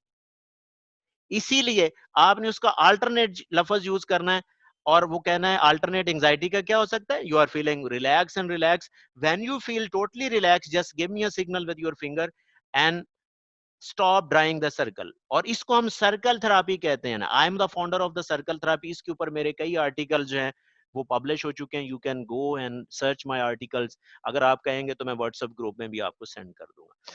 तो ये इसका प्रोसेस है। अभी मैं दोबारा से रिपीट कर देता हूं, जब आप क्लाइंट को हिप्नोटाइज करेंगे तो फिर आपने ये टेक्निक इस्तेमाल करनी है। उसको पहले आपने उसको डेमो दे देना है, पहले समझा देना है कि मैंने आपको साथ सेशन के में करना क्या है। क्योंकि अगर आप उसको समझाएंगे नहीं तो क्या होगा कि हो सकता है वो इन चीजों को सरप्राइजिंगली ले ड्यूरिंग हिप्नोसिस। जब वो सरप्राइजिंगली लेगा तो हो सकता है उसका क्रिटिकल माइंड काम करना शुरू कर दे। तो आपने इसको पहले ये समझाना। तो मैं दोबारा उसके ऊपर चलता हूं, जो हमारी स्लाइड्स हैं ये, इसको मैं फॉर्मली आपको बता देता हूं स्लाइड से ताकि आपको दोबारा भी मुश्किल ना है। आपने सबसे पहले टाइमलाइन को एलिसिट करवाना है कि टाइमलाइन बताना है कि टाइमलाइन आप इमेजिन करें, फिर आपने उसको एंजाइटी फील करवानी है कि उसे आपने एक साथ और चीज देनी है कि भाई आज जितनी एंजाइटी फील करनी है आज ही कर लो, इसके बाद नहीं होगी। क्योंकि आप एक पीक लेवल पे जब एक चीज को लेके जाते हैं ना तो दोबारा वो प्रॉब्लम उतना फील नहीं होता। फिर आपने उसको एंजाइटी को रिलैक्स करवाना है और साथ आपने सर्कल टेक्निक इस्तेमाल करनी। ये मैंने आपको टाइमलाइन वैसे बता दिया है कि ये प्रॉब्लम की टाइमलाइन होती है, ये पास्ट होता है, ये नाउ होता है, ये फ्यूचर होता है। तो ये आपने इसको यहाँ पे इमेजिन करवाना है, फिर आपने उसको इवेंट में लेके जाना है। जब आप इवेंट में लेके जाएंगे तो इवेंट में रहते हुए आपने उसको डाउन करना है और उसके साथ एक अल्टरनेट देना है जिसे हम रिलैक्सेशन कहते हैं। क्या आप रिलैक्स फील करते रहे, जैसे जैसे आप रिलैक्स फील करेंगे, ठीक है, आप सर्कल ड्रा करते जाएंगे और इसके साथ साथ आपका एंजाइटी का एक्सपीरियंस कम होता जाएगा। और आपने ये सारी टेक्निक कहाँ पे इस्तेमाल करनी है, मैंने आपको बताया हिप्नोसिस के दौरान। हाँ, हिप्नोसिस के बगैर भी कर सकते हैं लेकिन उसका इफेक्ट कम होगा। तो मैं आपको सजेस्ट यही करूंगा कि हिप्नोसिस के साथ करें और टाइमलाइन के साथ आप सर्कल टेक्निक भी इस्तेमाल करें। तो मैं टाइमलाइन थेरेपी के अंदर आपको 3 टेक्निक्स का बॉटम लाइन बता के जा रहा हूं, ठीक है, इतने शॉर्ट ड्यूरेशन के अंदर। आई होप कि आपको इसका कॉन्सेप्ट समझ में आ गया होगा।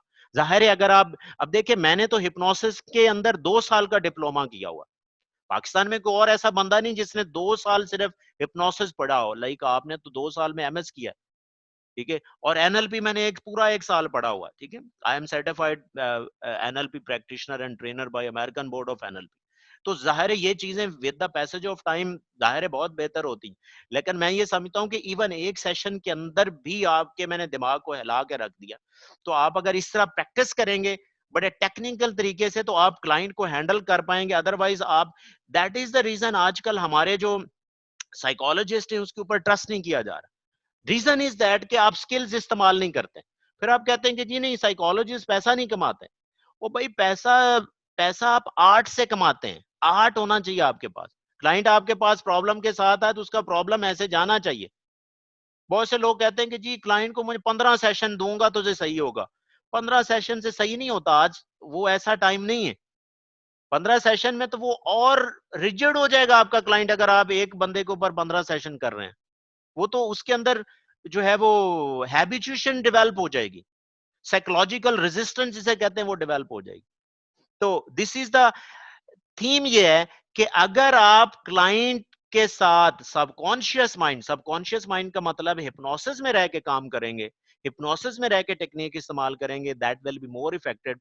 क्यों कि अक्सर मैं कहता हूं कि there is no art for success more effective than empowering your subconscious mind. तो अगर आपने उसके सबकॉन्शियस माइंड को कैटर कर लिया तो यू विल बी धड़ाधड़ फिट, ठीक है, you will be more expert. और जाहिर है एक्सपीरियंस के साथ ये चीजें आती हैं। Try to catch me in different workshops so you can cater more knowledge, ठीक है। मैं बिल्कुल कंजूसी नहीं करता नॉलेज देने में, हालांकि ये मेरा बहुत रेयर फ्री वर्कशॉप्स में देता हूँ, ठीक है।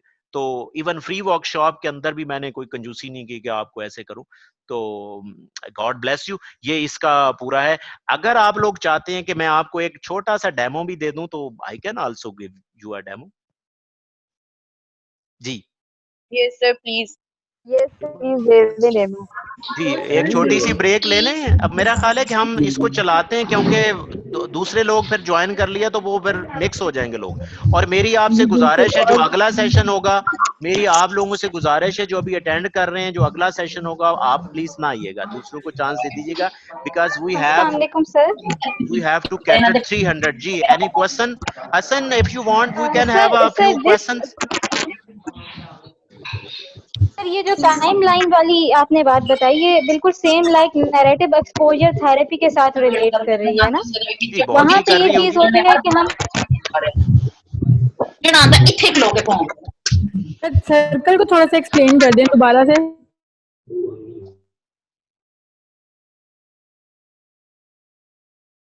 आप लोगों में से प्लीज जिसने क्वेश्चन करना है वो अपने माइक को अनम्यूट करके तो क्वेश्चन पूछ ले।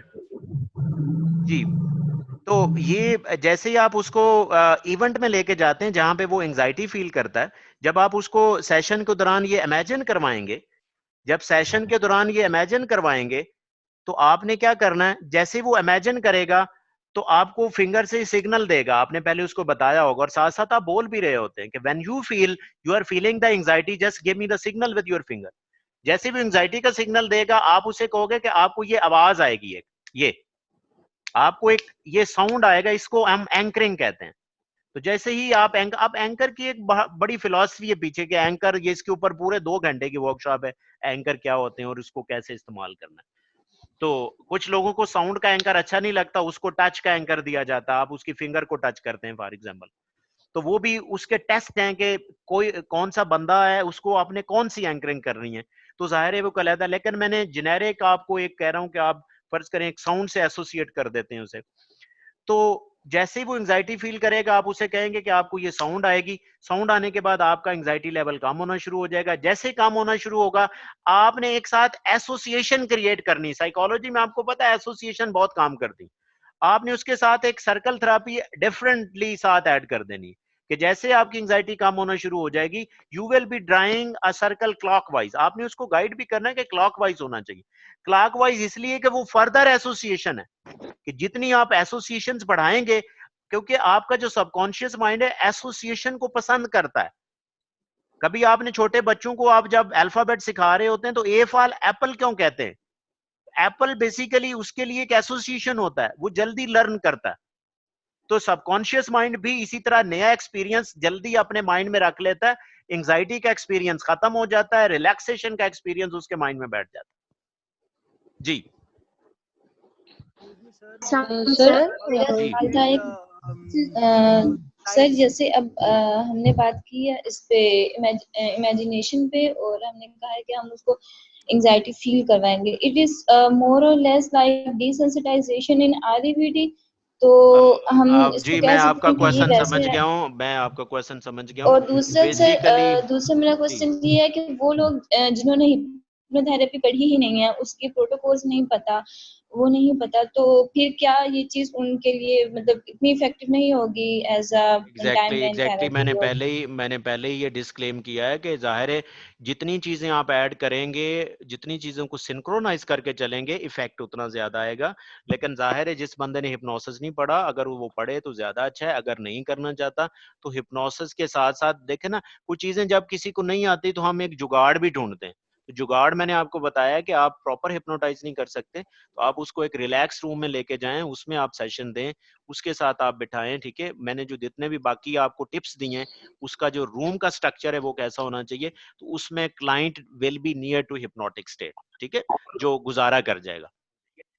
ठीक है, क्योंकि आपने जाहिर है अभी गुजारा ठीक है, करना है। नीज आप क्वेश्चन पूछिए और फिर उसके बाद नाजिया जहांगीर आप दूसरा क्वेश्चन दूसरा जो पूछिए। आपने क्वेश्चन पूछा है, दूसरा जो बेटा आपने क्वेश्चन पूछा है वो ये है कि मैं आपको कहता हूं कि जो हिप्नोसिस है ना, this is the mother of all psychological intervention. कि ये जो मैंने आपको टाइमलाइन पढ़ाई है ना, टाइमलाइन के अंदर पता है क्या है, इस टाइमलाइन के अंदर हिप्नोसिस भी है, इस टाइमलाइन के अंदर इमेजिनेशन भी है, इसके अंदर डिसेंसिटाइजेशन भी है, इसके अंदर जो है वो एसोसिएशन भी है, इसके अंदर डिसोसिएशन भी है। तो ये तो अगर आप इसको गौर से देखें तो इसमें तो कोई 10 से 12 टेक्निक्स मैंने इस्तेमाल की हैं। जी सर एक्सक्यूज मी अगर सर, कोई कैंसर पेशेंट हो और उसका 3 दफा सर्जरी हो चुकी हो, 8-8 घंटे की हो चुकी हो, उसके बाद उसकी अभी थेरेपी कीमियो चल रही हो, लेकिन उसके अंदर एक जो एंजाइटी पैदा हो जाती है पेन की या जल्दी रिकवर ना होने की, जी ऐसी एंजाइटी को वक्ती तौर पे अगर हम उसको रिलैक्स करना चाहते हैं या खौफ दूर करना चाहते हैं, तो हमें कौन सी टेक्निक्स हैं ऐसे पेशेंट के साथ जो अपनानी चाहिए? ये बिल्कुल यही टेक्निक है, और आपको बड़ी अथॉरिटी के साथ डील करना होता है क्लाइंट। आप लगें भी सही, क्लाइंट को पता भी हो कि ये बड़ा प्रोफेशनल बंदा है, आधा बंदा तो वैसे सही हो जाता है। सर ठीक है, फिर आप ये पेशेंट टेक्निक ज्यादा एंजाइटी के डरता साथ है इस्तेमाल कि करें। जी अच्छा सर, मैं एक चीज पूछना चाहूंगी। जी जी सर, आपने जो ये सारी थेरेपी बताई है, आपने कहा कि हम हिस्ट्री भी इसी सेशन में लेंगे और थेरेपी भी कंडक्ट करेंगे। सो इस सब के लिए हमें एक ही सेशन चाहिए क्लाइंट के साथ, या मल्टीपल सेशंस में हम इसको ब्रेक डाउन कर सकते हैं, लाइक हिस्ट्री एक में लें और मैं आपको, मेरा जो एक्सपीरियंस है, एक सेशन के अंदर क्लाइंट बिल्कुल फिट होता है। ये एंजाइटीज के मैं इश्यूज की बात कर रहा हूँ, ठीक है। हाँ, ठीक इसका है। जो प्रोग्नोसिस होता है एज के साथ वेरी कर रहा होता है, लेकिन मैं 3 से 4 सेशन देता हूँ। लेकिन बाकी सेशन जो है वो बूस्टिंग सेशन होते हैं।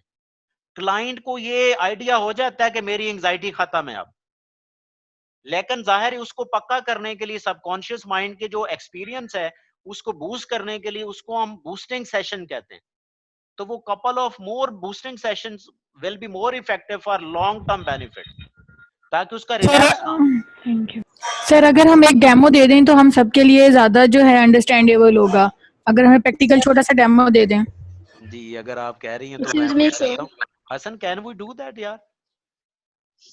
सर अभी आई थिंक ये सेशन तो एक्सपायर होने वाला है, सो मे बी अलग से रिकॉर्ड करके इनको भेज दें इसी ग्रुप के अंदर, व्हाट्सएप ग्रुप के अंदर। जी, हम एक सेशन आपको रिकॉर्ड करके भेज दें इफ यू। जी सर, ठीक है सर, थैंक यू। सर इसको I थोड़ा have सा a question. जी, फातिमा असलम प्लीज। फातिमा असलम, हाँ यू जी, got lucky to got in है। हाँ जी, बस देख लें, I managed somewhere.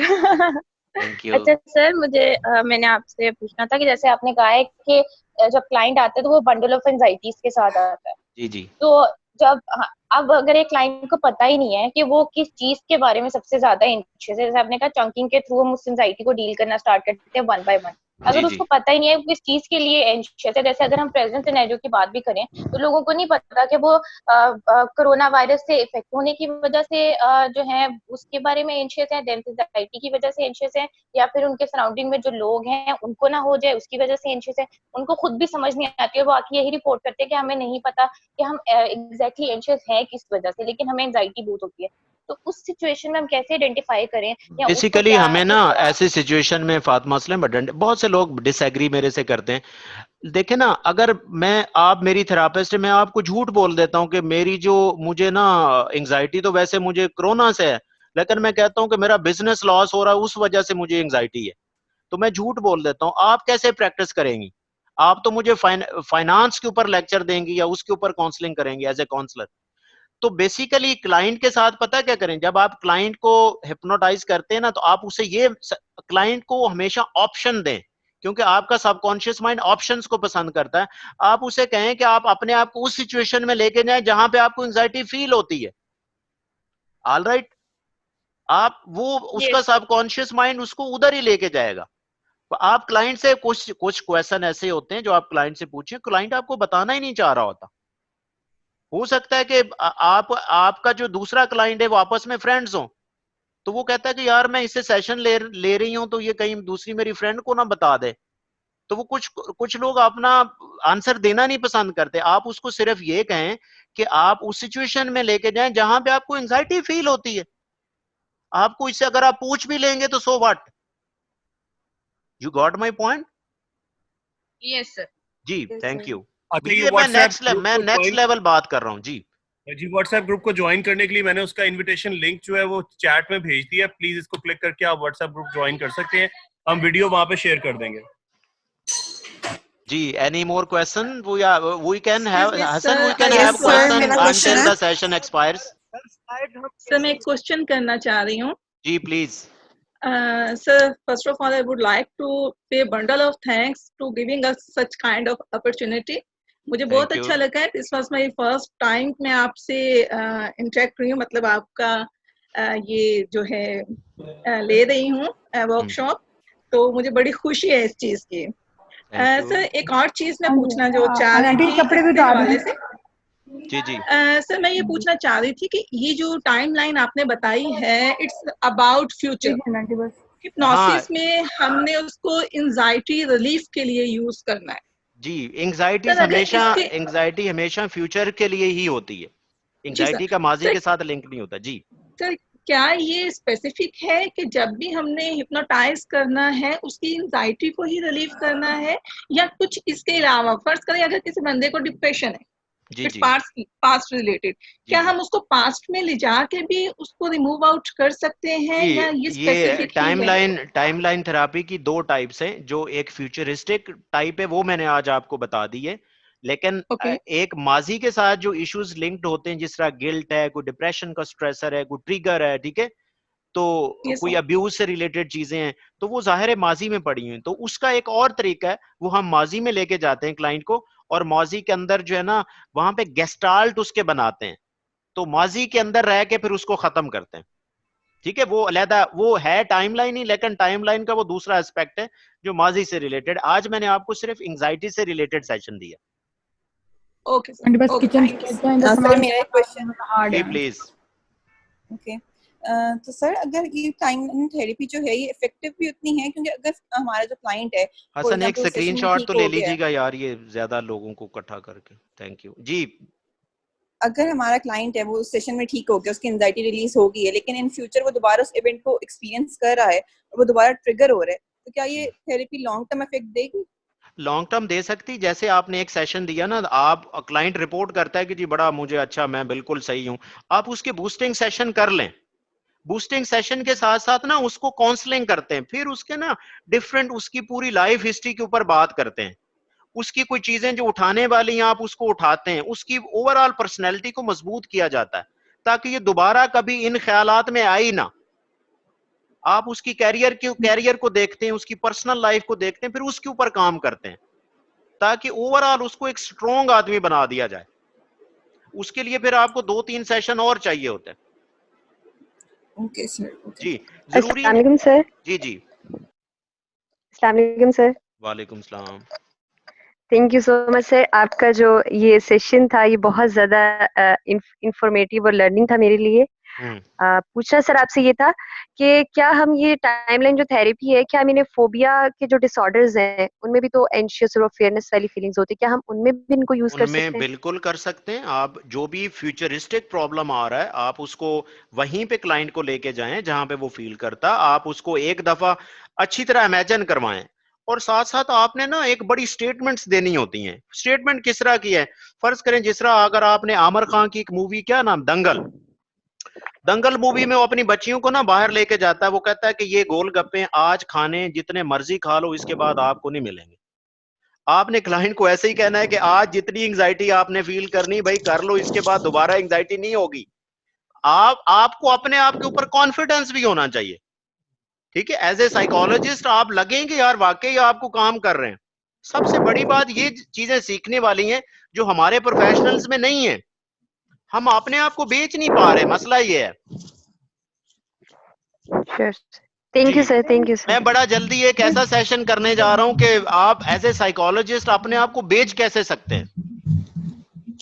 सर मेरा एक क्वेश्चन है सर जी मैंने ये हम इस पूछना था थेरेपी कि अगर इमेजिनेशन प्रॉब्लम का क्लाइंट जो है वो रेसिस्ट करे तो उसके लिए हम क्या कर सकते हैं? जी, एक बंदा क्वेश्चन कर ले काइंडली।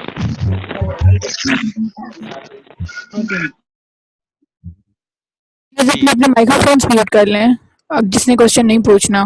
जी काइंडली आप रेज हैंड किया करें, रेज हैंड करें, फिर आपको हम अलाउ करेंगे क्वेश्चन के लिए। जी जी पूछिए आयशा बतूल।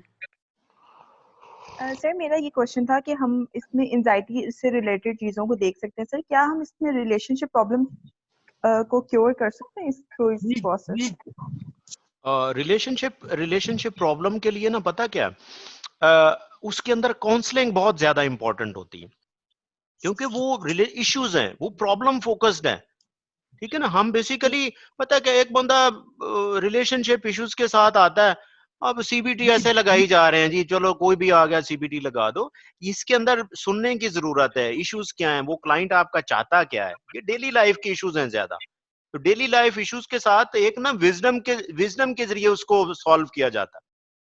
जी सर उसमें भी तो एंजाइटी हो जाती है ना हाँ, कि अगेन अगर एंजाइटी किसी चीज के साथ भी है, अगर एंजाइटी स्किज़ोफ्रेनिया के साथ भी है फिर भी ये इस्तेमाल करें। अगर एंजाइटी जो है आपको कोविड से रिलेटेड है फिर भी आप उसको ये इस्तेमाल कर सकते हैं। अगर आपको गैड है, अगर आपको पैनिक अटैक का जो है वो हिस्ट्री है, You can do all these things with timeline therapy. This is very broad technique. लेकिन सबसे इंपॉर्टेंट है टेक्निक आपको आनी चाहिए और आपकी बॉडी लैंग्वेज को भी आनी चाहिए कि टेक्निक इस्तेमाल कैसे करनी। Sir I have a question. जी सर फेयर ऑफ एटर्निटी जो है फॉरएवर का फेयर है, उसमें भी हम ये यूज कर सकते हैं? जी कर सकते हो, फियर फोबियाज में आप कर सकते हैं बिल्कुल। जी जी कनीज आप पूछिए, फिर सोबिया शबीर आप पूछिएगा इसके बाद। अब देखें ना, इसमें मैंने आपको एक चीज बताई थी, सिचुएशन से रिलेटेड ना आप क्लाइंट के अंदर मेटाफॉर इंटरफियर करते हैं। सिचुएशन क्या है, फर्ज करें कोरोना से रिलेटेड सिचुएशन है, आपके पास एक बंदा क्लाइंट आता है, आप जाते जाते आप उसको एक स्टेटमेंट भी दें, उसे कहें यार मेरी बात सुनो। जिंदगी में कोशिश करें कि अगर आपके घर के मकान की छत गिर रही हो ना, घर के मकान की छत गिर रही है तो आप भाग जाओ, क्योंकि वो एक छत है। अगर आसमान गिर रहा हो ना, आसमान गिर रहा हो तो कुछ ना करो, वहीं पे खड़े रहो, क्योंकि वो आसमान गिर रहा है सबके लिए है भाई। तो इसी तरह की आप स्टेटमेंट दें, इसको हम मेटाफॉर कहते हैं। तो क्लाइंट को जाते जाते सिचुएशन के मुताबिक आपने मेटाफॉर्स देने, सिचुएशन के मुताबिक। टेक्निक आपने वही होगी, आपका जो मैसेज है वो डिफरेंट करेगा, आपकी काउंसलिंग डिफरेंट करेगी। फिर साथ एंजाइटी के साथ कुछ न्यूट्रिशनल काउंसलिंग होती है। ये बहुत इंटीग्रेटेड काइंड ऑफ साइंस है साइकोलॉजी, जो हम इसको सिर्फ एक आध चीज लेके चल पड़ते हैं। उसकी न्यूट्रिशन देखें, उसकी न्यूट्रिशन क्या है। आप ऐसी न्यूट्रिशन सजेस्ट करें जो एंजाइटी के लिए अच्छी होती हैं, यानी कि एंजाइटी खत्म करती हैं। विटामिन सी का इस्तेमाल करें। सब्जियां कौन सी हैं जो ऐसे बंदों को खानी चाहिए, फूड कौन सी है। फॉर एग्जाम्पल एक बंदा एंजाइटी में है तो ऑलरेडी वो बादाम बहुत खाता है, उसके लिए बादाम अच्छा नहीं है, उसके अंदर टायरोसिन होता है भाई, टायरोसिन डोपामीन और बनाता है, डोपामीन ज्यादा होने से आप ज्यादा एंजाइटी फील करते हैं भाई। तो ये इसको हम कहते हैं न्यूट्रिशनल साइकोलॉजी, ठीक है। इसको थोड़ा सा पढ़ें, इसके ऊपर भी मेरी वर्कशॉप ऐसे चल रही होती। You can follow my page and to have kind of workshops on that, I will suggest. Sir हम अपने पर्सनल फियर्स के लिए भी यूज कर सकते हैं अगर हमें किसी चीज का फोबिया हो, जैसे for example I am tile phobic. जी आप कोशिश करें कि पर्सनल इफेक्ट कम होता है, ठीक है। पर्सनल तो आप अनकॉन्शियसली कर ही रहे होते हैं कि यार कोई चाहता है कि मुझे ये फोबिया हो। ये फोबिया थोड़ा सा हैवी कंडीशन होती है, इसको करवाने के लिए आप प्रोफेशनल की हेल्प लें, ठीक है। Thank you sir. अस्सलाम वालेकुम sir. Sir first of all thank you so much for this workshop. मेरा क्वेश्चन आपसे कोविड-19 के हिसाब में कहना कि जो एंजाइटीज एक्सर्ट होती हैं सर, कोविड-19 एक वायरल इन्फेक्शन है, पेंडेमिक है, वर्ल्ड वाइड है। तो मैं ये पूछना चाहूंगी, अगर हमारा क्लाइंट है उसे लेट्स सपोज के वो कोविड-19 है, तो जैसे लॉकडाउन की सिचुएशन है कि हर तरफ लॉकडाउन है, तो ऐसी कंडीशन में हम कैसे एक पेशेंट के ऊपर क्लाइंट के ऊपर हिप्नोथेरेपी यूज करेंगे, या क्या हम उसे इनवाइट करेंगे कि वो हमारे क्लिनिक पे आए, कि हम कोई ऑनलाइन टेक्नोलॉजी का यूज करेंगे इसकी एंजाइटी को खत्म करने के लिए?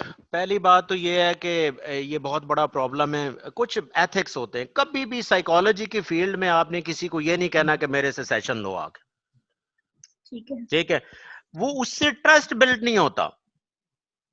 सेशन के लिए आप कोशिश करें कि आपका रेफरल थर्ड पर्सन हो, थर्ड पर्सन आपको रेफर करे तो ज्यादा इफेक्टिव होगा, ठीक है।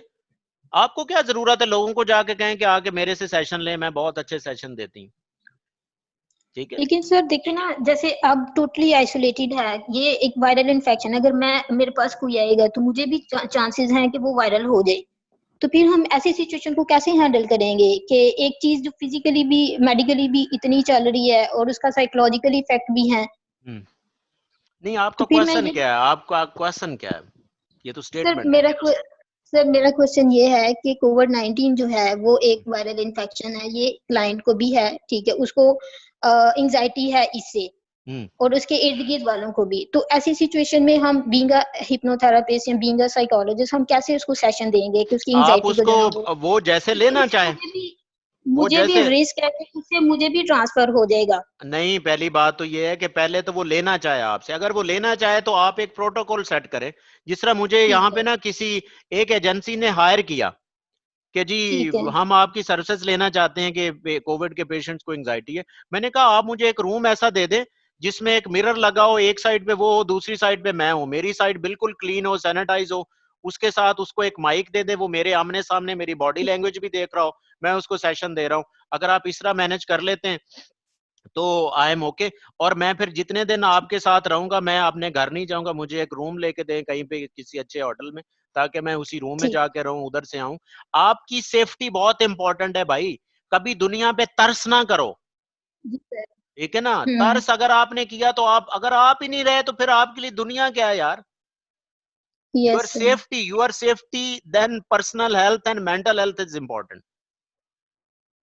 ऑल राइट, कंडीशंस आप, अगर आप काबिल है ना तो फिर कंडीशन आप तय करें। जी सर, ठीक है। ठीक है जी, थैंक यू सर। सर मुझे ये पूछना था, जी जी। सर मुझे ये पूछना था कि अगर इमेजिनेशन के दौरान क्लाइंट रेजिस्टेंट हो, इमेजिन ना कर पा रहा हो, तो उसके लिए हम क्या कर सकते हैं? उसके लिए हम ये कर सकते हैं, पहले मेरी बात सुन ले, दुनिया में कोई क्लाइंट रेजिस्टेंट नहीं होता, दुनिया में कोई क्लाइंट रेजिस्टेंट नहीं होता, सिर्फ थेरापिस्ट को प्रॉब्लम होता है कि उसको उसकी रेजिस्टेंस खत्म करना नहीं होती। अच्छा, आपने मुझे सिर्फ ये बता दें कि आपने मेरा लेक्चर लिया, आप कितनी लेक्चर को इन थी, आप सुन रही थी, आप क्यों नहीं, आपने क्यों नहीं रेजिस्टेंस शो नहीं की? मैंने आपको ऑनलाइन, मैंने 100 लोगों को कैटर किया हुआ, ये तो बिजनेस अकाउंट होता तो 300 लोगों को भी मुझे ऐसे ही सुन रहे होते जिस तरह आप सुन रही थी। That means you are also hypnotized, you are also listening me very carefully. तो अगर आपके अंदर एक, मेरी याद रखें, there is no resistant client या resistant person in this universe. वो किसी ना किसी बंदे से सजेस्ट होता है। फर्ज करें इमरान खान मेरा मशवरा नहीं मानता, ठीक है नहीं मानता, लेकिन बुशरा बेगम का मानता होगा यार, किसी ना किसी का मशवरा जरूर मानता होगा, इसका मतलब है किसी ना किसी से जरूर सजेस्ट होता होगा। मतलब इन्फ्लुएंशियल पर्सनालिटी हो तो वो बहुत सी चीजें, आप एक बात याद रखें, आपकी पर्सनैलिटी अगर हिप्नोटाइजिंग पर्सनैलिटी है ना, तो आपके सामने कोई बंदा रेजिस्टेंट हो ही नहीं सकता। यहाँ पे मेरी एक लाइन है, you are always hypnotized while with you are a hypnotist. ठीक है, ओके, थैंक यू सर जी। Any more question? हमारा जूम माशाल्लाह वी आर लकी के बहुत लंबा हो गया। अस्सलाम वालेकुम सर। जी सर, मुझे खुशी हो रही है कि मैं क्लास में भी कैप्चर करती हूँ और भी दोबारा से आपको ज्वाइन किया। आप तो मेरी स्टूडेंट भी हैं। जी जी सर, अल्हम्दुलिल्लाह। जी जी सर, मोडालिटी एक्सप्लेन कर दे बस। हाँ, मोडालिटी का मतलब ये होता है कि हर बंदा जो है ना, उसकी 4 मोडालिटीज होती हैं, वो किस तरह बात करना चाहता है, किस तरह सुनना चाहता है। तो वो 4 मोडालिटीज होती हैं, जिसमें एक विजुअल मोडालिटी होती है, एक उसके अंदर ऑडिटरी होती है, एक काइनेस्थेटिक होती है, एक ऑडिटरी डिजिटल होती है। तो जो बंदा विजुअल हो, उसको आप जो भी चीज करें उसको दिखा के करें, लिख के करें, तो वो ज्यादा समझता है। फर्ज करें एक बंदा जो विजुअल मोडालिटी वाला था, तो उसके लिए मैंने ये देखें लाइनें उसके सामने ड्रॉ कर रहा हूँ, उसको समझा रहा हूँ कि मैं ऐसे सेशन दूंगा, ऐसे चलेगा, तो वो ज्यादा अच्छा समझेगा मुझे। तो मैंने इसलिए विजुअल मोडालिटी, अब आप मेरे साथ 100 लोग थे, तो मैंने 100 लोगों के साथ कभी मैं विजुअल हो जाता था, कभी मैं ऑडिटरी को ज्यादा बेहतर करता था, वॉइस टोन को बेहतर करता था, बीच में मैं साइंटिफिक क्वेश्चन भी आंसर भी करता रहा हूँ, बीच में मैं थोड़ा सा इमोशनल भी हो जाता था। तो इस तरह सारे लोग मेरे साथ एंगेज थे। तो ये एक तरीका, ये एक अप्रोच है। अस्सलाम वालेकुम सर। जी वालेकुम सलाम। अच्छा सर जी, एक शॉर्ट सा ये बता दें कि आप अगर किसी को चेक करना चाहते हैं कि वो ऑडिटरी है या विजुअलाइज करता है, तो उसको कैसे चेक करेंगे? उसकी बॉडी पर्सनैलिटी में कई निशानियां हैं, ठीक है। जो विजुअल बंदा होता है ना, वो ज्यादा ऊपर देखने की कोशिश करता है, उसकी आंखें ऊपर होती हैं, वो नीचे झुक के नहीं बात करेगा, नीचे नहीं झुक के नहीं चलेगा, ठीक है। उसके बाद वो लाउड बोलने की कोशिश करता है, लाउड इसलिए बोलता है कि वो लोग मुझे देखें। जिस तरह फॉर एग्जांपल मैं लीडर्स की बात करूं ना, तो Imran Khan is a visual modality, आपने कभी इसको नीचे देख के बात करते हुए नहीं देखा होगा, ठीक है। इस तरह नवाज शरीफ के अंदर भी विजुअल मोडालिटी, ठीक है। इस तरह जो लीडरशिप जितनी भी होती है ना, वो विजुअल मोडालिटी ज्यादा उनके अंदर। जिस तरह बाराक ओबामा को देख लें आप, ठीक है, अगर आप उसके फोटो दिखाएं तो उसको वो ऐसे ही आंखें उसके ऊपर होंगी। तो जो ऑडिटरी लोग होते हैं वो स्लो बोलते हैं, ठीक है, जी अस्सलाम वालेकुम सर। जी सर मैं एक बात कर रही हूँ। मुझे बड़ा अच्छा लगा इतनी देर बाद आपसे लेक्चर लेके, और बहुत इंफॉर्मेटिव भी था। और सर मेरा एक क्वेश्चन ये है कि अभी जैसे ये तो सारा था कि रिलैक्सेशन टेक्निक्स और ये सब कुछ जो कि हम लोग 1-to-1 सेशन मतलब आमने सामने बैठ के हम ज्यादा अच्छा ट्रीट कर सकते हैं। लेकिन अगर कोई हम लोगों के आसपास में कुछ इस तरह से लोग हों जिनको हम लोग डील कर सकते हैं, मतलब ऑनलाइन लाइव, जी तो उसके बारे में लाइक कोविड से रिलेटेड जितने भी हमारे जानने वाले हैं या कोई भी हमसे कुछ पूछता है तो हम उनको मतलब मिल तो सकते नहीं है, तो किस तरह से हम उन्हें डील कर बिल्कुल। सकते हैं? आप जूम के ऊपर सेशन लें। पहली बात तो ये जो लेना चाहता है वो उसका प्रॉब्लम है, ठीक है ना। दिस सर इज नॉट वही योर मतलब जो रिस्पॉन्सिबिलिटी कि लोग आप लेना लोगों को, चाहते हैं, जी जो नहीं नहीं लेना हम लोग चाहता नहीं, है, जो लोग लेना चाहते हैं। जो लेना चाहता है आप उसे स्काइप पे ले लें, उसको देखें ना। ये जूम के ऊपर अगर फर्ज करें 2 लोग बैठे हो तो बहुत अच्छा सेशन लिया जा सकता है। ऐसे ही लगता है जैसे आप 1-to-1 बैठे हैं, कोई इशू नहीं। आपके पास इंटरनेट कनेक्शन अच्छा होना चाहिए, वीडियो कैम हाई डेफिनेशन वाला, वो अच्छा वाला कैमरा आप यूज करें, तो यू कैन बी वेरी जी जी इफेक्टिव। आपका सेशन बड़ा इफेक्टिव जा सकता है। जी जी, ठीक है sir, thank you thank so you. Much. अस्सलाम वालेकुम सर। जी जी सर वन मोर क्वेश्चन। जी प्लीज कोशिश करें कि बाकियों को भी चांस दें प्लीज। जी सर, सर मैं ये पूछना अस्सलाम वालेकुम चाह रही सर। हूँ कि क्या हम खुद को हिप्नोटाइज कर सकते हैं? जी हिप्नोसिस आप कर सकते हैं। सेल्फ हिप्नोसिस एक होता है, तो आप अपने आप को जी हिप्नोटाइज कर सकते हैं जी। और अक्सर आप हिप्नोटाइज होते हैं भाई। अगर आप कभी नमाज पढ़ रही हो तो आपको इधर उधर के जब ख्याल आ रहे होते हैं तो आप हिप्नोसिस में होते हैं, ओके सर। ठीक है। जब ओके आप फर्ज करें शावर ले रहे हैं, ड्यूरिंग शावर जैसे ही आप रिलैक्स फील करते हैं तो आप हिप्नोसिस में होते हैं। और सोने से 30 मिनट पहले भी आप हिप्नोसिस में होते हैं, जब आपको बहुत अच्छे अच्छे आइडियाज आ रहे होते हैं। सर इट्स मीन कि हम मोर देन हाफ डे अपना हिप्नोसिस में गुजारते हैं। ये पर्सन टू पर्सन वेरी करता है। कुछ लोग तो बहुत हिप्नोसिस में होते हैं। जो लोग हिप्नोसिस में ज्यादा होते हैं उनकी निशानी ये होती है कि उनका अटेंशन स्पैन कम होता है। वो अगर क्लास में बैठे ना तो 5 मिनट लेक्चर सुनने के बाद वो क्लास से आउट होते हैं, यानी कि वो क्लास में बैठे क्लास में होते हैं फिजिकली, लेकिन वो मेंटली कहीं और होते हैं। वो इमेजिनेटिव ज्यादा होते हैं, वो हिप्नोसिस में ज्यादा होते हैं।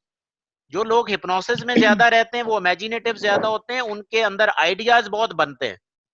और जब उनके अंदर आइडियाज बहुत बनते हैं तो वो बड़े क्लास के लोग होते हैं। क्योंकि जिंदगी में हमेशा याद रखें कि आइडियाज ही ऐसे हैं जो आपको ऊपर लेके जाते हैं। ओके सर, ओके, जी थैंक यू अस्सलाम वालेकुम सर। तैयब है, तैयब कियानी। जी sir I have please. A question. जी प्लीज। सर सर आपने बहुत अच्छा डिस्क्राइब किया ये विजुअल और ऑडिटरी के बारे में।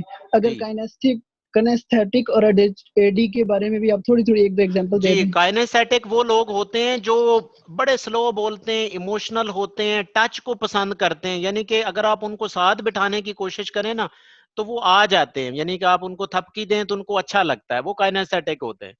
ऑडिटरी डिजिटल वो लोग होते हैं जो बड़े इंटेलिजेंट लोग होते हैं, वो सिर्फ लॉजिकल चीजों को मानते हैं, लॉजिक के बगैर वो बात ही नहीं करते। और सर यहाँ पे ये ऑडिटरी और काइनेस्थेटिक इन दोनों के आपने स्लो टोन के बारे में बताया, दोनों स्लो करते हैं। इनका मजीद थोड़ा सा डिफरेंस कर दें ऑडिटरी और काइनेस्थेटिक। हाँ काइनेस्थेटिक ये लोग होते हैं कि अगर आप उनको वैसे देखना चाहें ना तो जब बैठे होते हैं वो बड़ा गहरा सांस ले रहे होते हैं, उनका सांस बैली से आता है, यानी ऐसे लग रहा होता है उसकी ये शर्ट भी मूव कर रही है, साथ वाले बंदे को पता लग रहा होता है कि ये सांस ले रहा है, वो काइनेस्थेटिक होता है। काइनेस्थेटिक लोगों के साथ आप, वो इमोशनल लोग होते हैं। एक तो उनके साथ स्लो टोन में बात करें, ठीक है। दूसरा ये है कि उनको वो ग्रुप्स को पसंद करते हैं, ग्रुप में रहना चाहते हैं काइनेस्थेटिक। जी सरदार, जी जी अस्सलाम वालेकुम। वालेकुम सलाम। सर मेरा क्वेश्चन बेसिकली ये है कि हमने अभी एंकर की बात की थी ना, तो एक हमने बात की कि हम लोग जो है स्नैप करते हैं, उसके अलावा आपने बोला कि हम हाथ से टच करके उसकी फिंगर को करते हैं, तो ये जरा सा आप मुझे डिफरेंस बता दें कि इसका, कि हम ये डिफरेंस किस तरह पता चलेगा हमें? ये बेसिकली कि client को मोडालिटी कौन के सी चीज ज्यादा जो एंकरिंग का कॉन्सेप्ट है ना, वो मोडालिटीज के ऊपर है। जिस तरह अगर आपको किसी बंदे की मोडालिटी पता चल जाती ना तो उसके लिए एंकर भी उसी तरह का इस्तेमाल। फर्ज करें एक बंदा विजुअल मोडालिटी वाला है तो उसके लिए एंकर आप विजुअल इस्तेमाल करते हैं, ठीक है। ठीक है ना। विजुअल एंकर का मतलब है उसको कुछ दिखाते हैं। अब हिप्नोसिस के अंदर विजुअल एंकर काम नहीं कर रहा होता, क्योंकि आंखें उसकी बंद होती हैं। तो आपके पास दो ऑप्शन रह जाते हैं, या आपके पास साउंड वाला एंकर रह जाता है या टच वाला रह जाता है। टच वाला एंकर आपने उनको देना होता है जो काइनेस्थेटिक मोडालिटी वाले होते हैं। अब वो भी ख्याल किया जाता है कि आप जाहिर है आप जेंडर डिफरेंस है, फर्ज करें आप किसी मेल का सेशन ले रही हैं तो आप कोशिश करें कि अगर वो काइनेस्थेटिक है भी तो आप फिर उसको टच ना करें, या उसको पहले बता दें कि मैं आपकी इस फिंगर को टच करूंगी तो फिर ये होगा, फिर उसको पहले आप डिस्क्लेम कर दें, क्योंकि आपको पता चल गया कि इसकी मोडालिटी काइनेस्थेटिक है तो फिर आप उसको ऐसे लेंगे। Thank you sir. जी अस्सलाम वालेकुम सर। जी जी जी सर मैं कुरतलैन बात कर रही हूँ। मैंने क्वेश्चन पूछना था। जी जी सर मैंने ये क्वेश्चन पूछना था कि हिप्नोसिस में कोई एज मार्जिन होता है? बिकॉज अक्सर अब आजकल ऐसा हो रहा है कि कुछ वेरी गुड बच्चे क्वेश्चन, वेरी गुड क्वेश्चन। मैं अब आपका क्वेश्चन समझ गया हूँ, आई एम सॉरी, जरा बाकियों को भी ले ले। हिप्नोसिस की जो बेहतरीन एज होती है वो अडोलेसेंस होती है। अडोलेसेंस इसलिए होती है कि अडोलेसेंस हाइपर सजेस्टेड लोग होते हैं, क्योंकि उनका माइंड कंफ्यूज होता है, उनका क्रिटिकल माइंड इतना काम नहीं करता। इसलिए आपने देखा होगा कि आपने जिंदगी अगर संवारनी है या बिगाड़नी है तो आपकी सिर्फ अडोलेसेंस एज ही है जो आपको दोनों तरफ लेके जाती है। इसलिए अडोलेसेंस एज में आप नशे पे भी लग सकते हैं और आप कैरियर के ऊपर भी आ सकते हैं, क्योंकि ये वो एज है जहां पे आपके किसी को कहे ना कि यार आए सिगरेट पीते, कहता है यार चलो पी लेते हैं। ये सिर्फ अडोलेसेंस ही कर सकती है, क्योंकि उस टाइम आप हाइपर सजेस्टिबल होते हैं। और ये मैं आपको बताता चलूं कि आपका अगर क्लाइंट क्लिनिक पे अडोलेसेंस आता है तो आप ये समझ लें कि प्रोग्नोसिस ज्यादा होगा, आप क्लाइंट ज्यादा जल्दी सही होगा।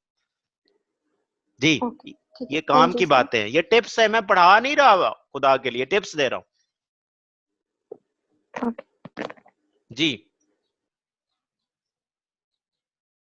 और ये आपको शायद पता नहीं, ये मैं सेशन सिर्फ डेडिकेट, आपको मैंने पहले ही बताया कि मैं फ्री सेशन नहीं देता। This session is dedicated to covid warriors जिसमें पैरामेडिकल स्टाफ, डॉक्टर्स और स्पेशली 1122 के लोग हैं।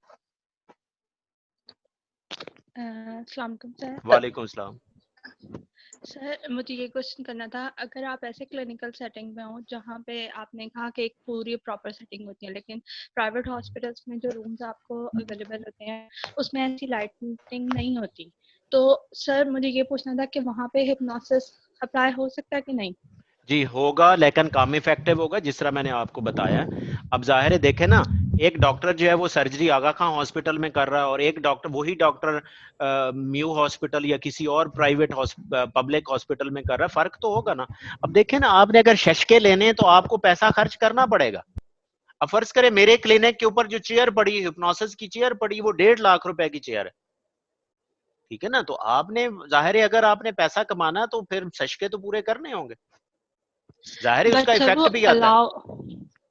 हाँ जी, लेकिन सर वो होता है ना कि अलाउ नहीं हो रहा, रूम में इतनी प्लेस नहीं है कि आप वो चेयर रख सको। बिल्कुल आपकी बात देखे ना, बात तो जितना आप चीजों को कंप्रोमाइज करोगे आपका आउटकम उतना कम आएगा। वेरी सिंपल, ये अब आपने करना है। फर्ज करें आपके पास पैसा है, आप अपना पैसा लगा के कहीं अच्छा क्लिनिक बनाएं ताकि आप, क्योंकि लोगों को अगर इफेक्ट नहीं ना आएगा, लोगों को इफेक्ट नहीं आएगा तो लोग आपके पास नहीं आएंगे। तो इफेक्ट पता क्या था, इफेक्ट ठीक है, माइंड अपनी जगह पे है। फर्ज करें मैं इतनी क्वालिफिकेशन के साथ फर्ज करें मामू कांजन में जाके एक छोटे से खोखे पे जाके हिप्नोसिस करने लग जाता हूं तो मुझे तो 100 रुपया भी कोई नहीं देगा हिप्नोसिस का, ठीक है। तो while I was in Karachi, जब मैं कराची में कंसल्टेशन देता था, I was charging 8,000 rupees per session. तो देखें आप अगर इन्वेस्ट नहीं करेंगे, दुनिया में बड़ा सिंपल फार्मूला है, ठीक है ना। हमारे यहाँ साइकोलॉजी में ना ज्यादातर लोगों को तरस पढ़ाया जाता है कि तरस करो, खिदमत करो कौम की। यार ऐसे नहीं चलता होता, ठीक है ना। अब मैं उठ के निकल जाऊं जी, मैं कोविड वालों के साथ काम कर रहा हूं जी, अपनी मुझे हेल्थ का फिक्र नहीं है। आप कितने महंगे महंगे बंदे हैं, पहले आप हैं फिर कोई और है। और इन्वेस्ट करो भाई, अगर इन्वेस्ट नहीं कर रहे ना, दुनिया पागल नहीं कि हार्वर्ड में जाके हार्वर्ड से 3 करोड़ रुपए का एमबीए करते हैं लोग। क्यों करते हैं, ठीक है ना। एक साइड पे आप ओपन यूनिवर्सिटी में एमबीए कर रहे हैं और एक साइड पे हार्वर्ड में कर रहे हैं, तो फर्क तो होगा भाई। क्योंकि इन्वेस्टमेंट इज इंपॉर्टेंट। आप जितना माइंड के ऊपर इन्वेस्ट करेंगे वो फायदा देगा आपको एक दिन। जी thank you sir. I have a question Tayyab here. जी जी, एक एक क्वेश्चन करें यार, दूसरों को भी चांस दें। आपने पहले किया है। जी, any more person to have any question? Sir मेरा एक क्वेश्चन है। जी सर अभी आपने बात की थी एफिकेसी की कि कितना एफिशिएंट होता है। अब ये आपने जैसे हमें टाइमलाइन थेरेपी का बताया है, अब इसकी एफिकेसी चेक करने का कोई टेस्ट या कोई ब्रीफ शॉर्ट सा टेस्ट, जैसे आपने हमें सजेस्टिबिलिटी का बताया कि फिंगर स्प्रेडिंग टेस्ट है, इसी तरह टाइमलाइन थेरेपी की एफिकेसी चेक करने का कोई टेस्ट है? वो आपका क्लाइंट ही होता है ना। फर्ज करें जब क्लाइंट आप सेशन देते हैं तो क्लाइंट कहता है कि ma'am can you give me another session, can I book for another session. तो ये एफिकेसी आपकी बता रहा है कि उसको फर्क पड़ा तो अगला सेशन ले रहा है ना। फर्ज करें वो आपके पास आता है, आप उसे 5,000 रुपया सेशन का चार्ज करती हैं, वो चुप करके चला जाता है, तो फिर क्या मतलब इसका? ठीक है सर। और सर हाँ। एक और चीज, आपने एग्रीमेंट की बात की थी कि हम उससे पूछेंगे क्या आप इशू से वाकई मतलब निपटना चाहते हैं या निकलना चाहते हैं। तो सर जब हम उसको टाइमलाइन समझा रहे होते हैं तो उस पे भी एग्रीमेंट लेते हैं कि टाइमलाइन उसको समझ आ गई है या नहीं? जी हाँ, उससे आप उसकी पूछ थोड़ी सकते हैं कि आपको ये कॉन्सेप्ट क्लियर है कि मैं जब सेशन दूंगा तो ये चीजें आपको क्लियर होंगी कि मैं इस तरह सेशन दूंगा, आपके ज़हन में ये मैं इमेजिन करवाऊंगा, फिर ये करवाऊंगा, ताकि उसके लिए हिप्नोसिस के दौरान कोई सरप्राइज चीज ना रहे। ठीक है, थैंक यू सर। जी, any more question? Sir Imran here.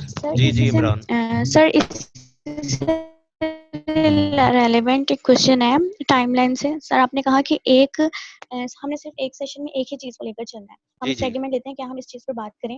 तो सर ये जैसे फोबिया का पेशेंट है कोई और से डिफरेंट फोबियाज हैं, तो आपने कहा कि एक सेशन में एक एंजाइटी कम हो गई या फोबिया कम हो गया, उसके बाद बूस्टिंग सेशंस लेंगे। अगर एक क्लाइंट है उसे डिफरेंट फोबियाज हैं तो हम उसे कैसे मैनेज करेंगे सेशंस में? हाँ, उसको आप नेक्स्ट सेशन में आप दूसरे के ऊपर काम कर लें, ठीक है ना। जब उसको ट्रस्ट हो जाएगा ना, जब उसको ट्रस्ट हो जाएगा तो वो तो अगला सेशन और इफेक्टिव होगा। जब उसे ये पता चलेगा कि यार इस बंदी ने मुझे 20 मिनट का सेशन दिया और 20 मिनट में मेरा तो 20 साल वाला पुराना फोबिया खत्म हो गया, तो वो तो अमेजिंग होगा। वो कहेगा ठीक है यार, मुझे इसके लिए भी सेशन दो। It mean sir different phobias पर काम करके देन हम उसके बाद बूस्टिंग सेशंस देंगे। जी जी, आप बिल्कुल ऐसे ही। Okay sir. जी अस्सलाम वालेकुम सर। जी जी, वालेकुम सलाम। सर माय नेम इज फलक Salim and I am from Sialkot. Thank you sir for joining. बहुत इंफॉर्मेटिव थी आपकी वर्कशॉप। और मेरा सर एक क्वेश्चन है। सर मैं पूछना चाह रही हूँ कि हिप्नोसिस के साथ जैसे आपने बताया कि ये वाली थेरेपी यूज कर सकते हो आप, टाइमलाइन या दूसरी, और कौन सी ऐसी स्पेसिफिक टेक्निक्स हैं या थेरेपीज हैं जो हिप्नोसिस के साथ हम यूज कर सकते हैं? हिप्नोसिस के साथ और भी बहुत सी टेक्निक है, जिस तरह स्विच पैटर्न है, time to like to dislike technique है, उसके साथ सर्कल टेक्निक आप अलहदा से भी यूज कर सकते हैं। फिर आप जो है वो कुछ एनएलपी की और टेक्निक्स है, उसमें आप यूज कर सकते हैं। मेटाफर थेरेपी अलहदा से आप यूज कर सकते हैं हिप्नोसिस। तो इसके साथ बहुत सी टेक्निक्स हैं। अगर आप कभी जो है वो ऑन गोइंग वर्कशॉप, आप मेरा एक पेज है उसको आप फॉलो कर लीजिए, उसमें बहुत सी इंफॉर्मेशन आती रहती है, तो आपको कोई चीजें मिल जाएंगी वहां से। सर किस नाम से पेज? मैंने इंस्टाग्राम पे आपको फॉलो किया हुआ है। आप लिखेंगे ना फेसबुक पे डॉक्टर रफीक डार के नाम से लिखेंगे, उसमें मेरा एक पर्सनल पेज भी है और एक जो अपना बिजनेस पेज भी है। Okay sir, thank you so much. Thank you फलक। जी, एनी मोर क्वेश्चन? अस्सलाम वालेकुम सर, मेरा क्वेश्चन है। जी जी सर मैं ये पूछना चाह रही हूँ कि जैसे अब ये कोविड-19 वाली सिचुएशन चल रही है, उसमें एक तो ये एंजाइटी या फियर है लोगों को कि शायद हमें हो ना जाए, हेल्थ रिलेटेड है, ठीक है, विच इज अवॉइडेबल कि अगर आप प्रिकॉशंस ले तो आप अवॉइड कर सकते हैं। जी जी। लेकिन जैसे अब कुछ लोग हैं जिनके एंजाइटी उनके फाइनेंसेस से रिलेटेड है, जिसको अवॉइड नहीं कर सकते क्योंकि बिजनेसेस वगैरह जो हैं अभी बंद हैं। तो जो टाइमलाइन है ये दोनों तरह की एंजाइटीज पे इतनी इफेक्टिव होगी या जो इरेशनल है उन पे ज्यादा इफेक्टिव होगी? दोनों तरह की एंजाइटी किसी तरह की भी होगी। अब जाहिर है कोविड तो अभी आया ना, एंजाइटी तो एंजाइटी है ना, वो जिस चीज की एंजाइटी हो आप ये इस्तेमाल कर सकते हैं, जिस चीज की भी एंजाइटी है। ये एंजाइटी स्किज़ोफ्रेनिक के साथ भी हो सकती, ये एंजाइटी जो है वो अल्जाइमर वालों के साथ भी हो सकती, ये एंजाइटी जो है वो पार्किंसन डिजीज वालों के साथ भी हो सकती है, ओवरऑल एंजाइटी भी हो सकती है, कोई फोबिया भी हो सकता है। तो ये आपने उसी के लिए इस्तेमाल करना। ठीक है, लेकिन उसमें मुझे ये कंफ्यूजन है कि जैसे हमने डिफरेंट मोडेलिटीज की बात की है कि जैसे कुछ लोग जो होते हैं, जो आप कह रहे हैं कि इंटेलेक्चुअल एंड लॉजिक से समझते हैं, तो मोडेलिटीज के हिसाब से उसकी इफेक्टिवनेस डिफर करेगी? जी बिल्कुल डिफर करेगी, बिल्कुल डिफर करेगी। फॉर एग्जांपल मैं आपको एक मिसाल देता हूँ। एक बंदा मेरे साथ साइंटिफिक बंदा आता है, मेरे पास एक साइंटिफिक बंदा, बड़ा पढ़ा लिखा बंदा आता है और इतना रिलीजियस नहीं होता, तो मैं उसे कहता हूं कि आप 5 टाइम नमाज पढ़ा करें, सूरत रहमान की तिलावत किया करें, तो वो कहता है कि यार मैं इस बंदे के पास क्यों आया हूं, ये तो मेरी अम्मी भी रोज कहती हैं। तो आपका ये इतना आपका ठीक है, एक पैरासाइकोलॉजी के तौर पे आप उसको सजेस्ट करें आप नमाज पढ़े, लेकिन पहले आप मेन काम तो करें ना जिसके लिए वो आया आपके पास। तो उस बंदे के लिए आपने ऐसी बातें नहीं करनी, उस बंदे को आपने इफेक्टिव ट्रीटमेंट देना। ठीक है, हाँ, तो वो because he is a scientific person.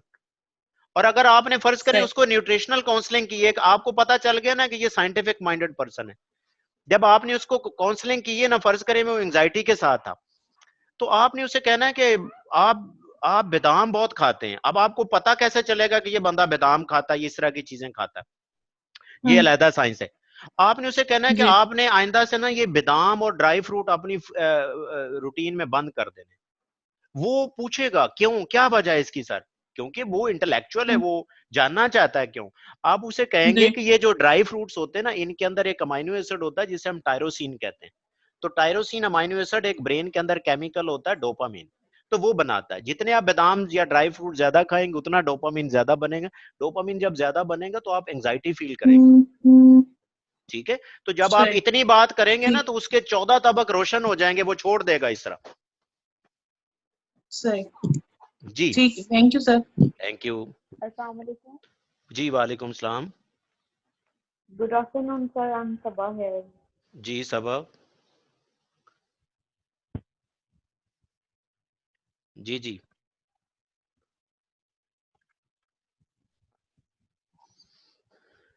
Ji please बोले।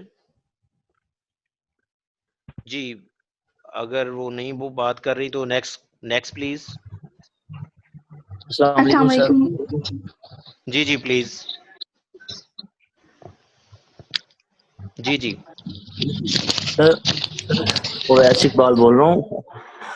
मैंने आपका सारा सेशन नहीं लिया, मजबूरी थी कि 100 पार्टिसिपेंट्स ऑलरेडी कंप्लीटेड थे। तो अभी आप इस तरह करें, आप 4 बजे, आपने बताया कि 4 बजे हम दोबारा सेशन कर रहे हैं उनके लिए, जो नहीं आ सके आप दोबारा काइंडली ज्वाइन कर लीजिए।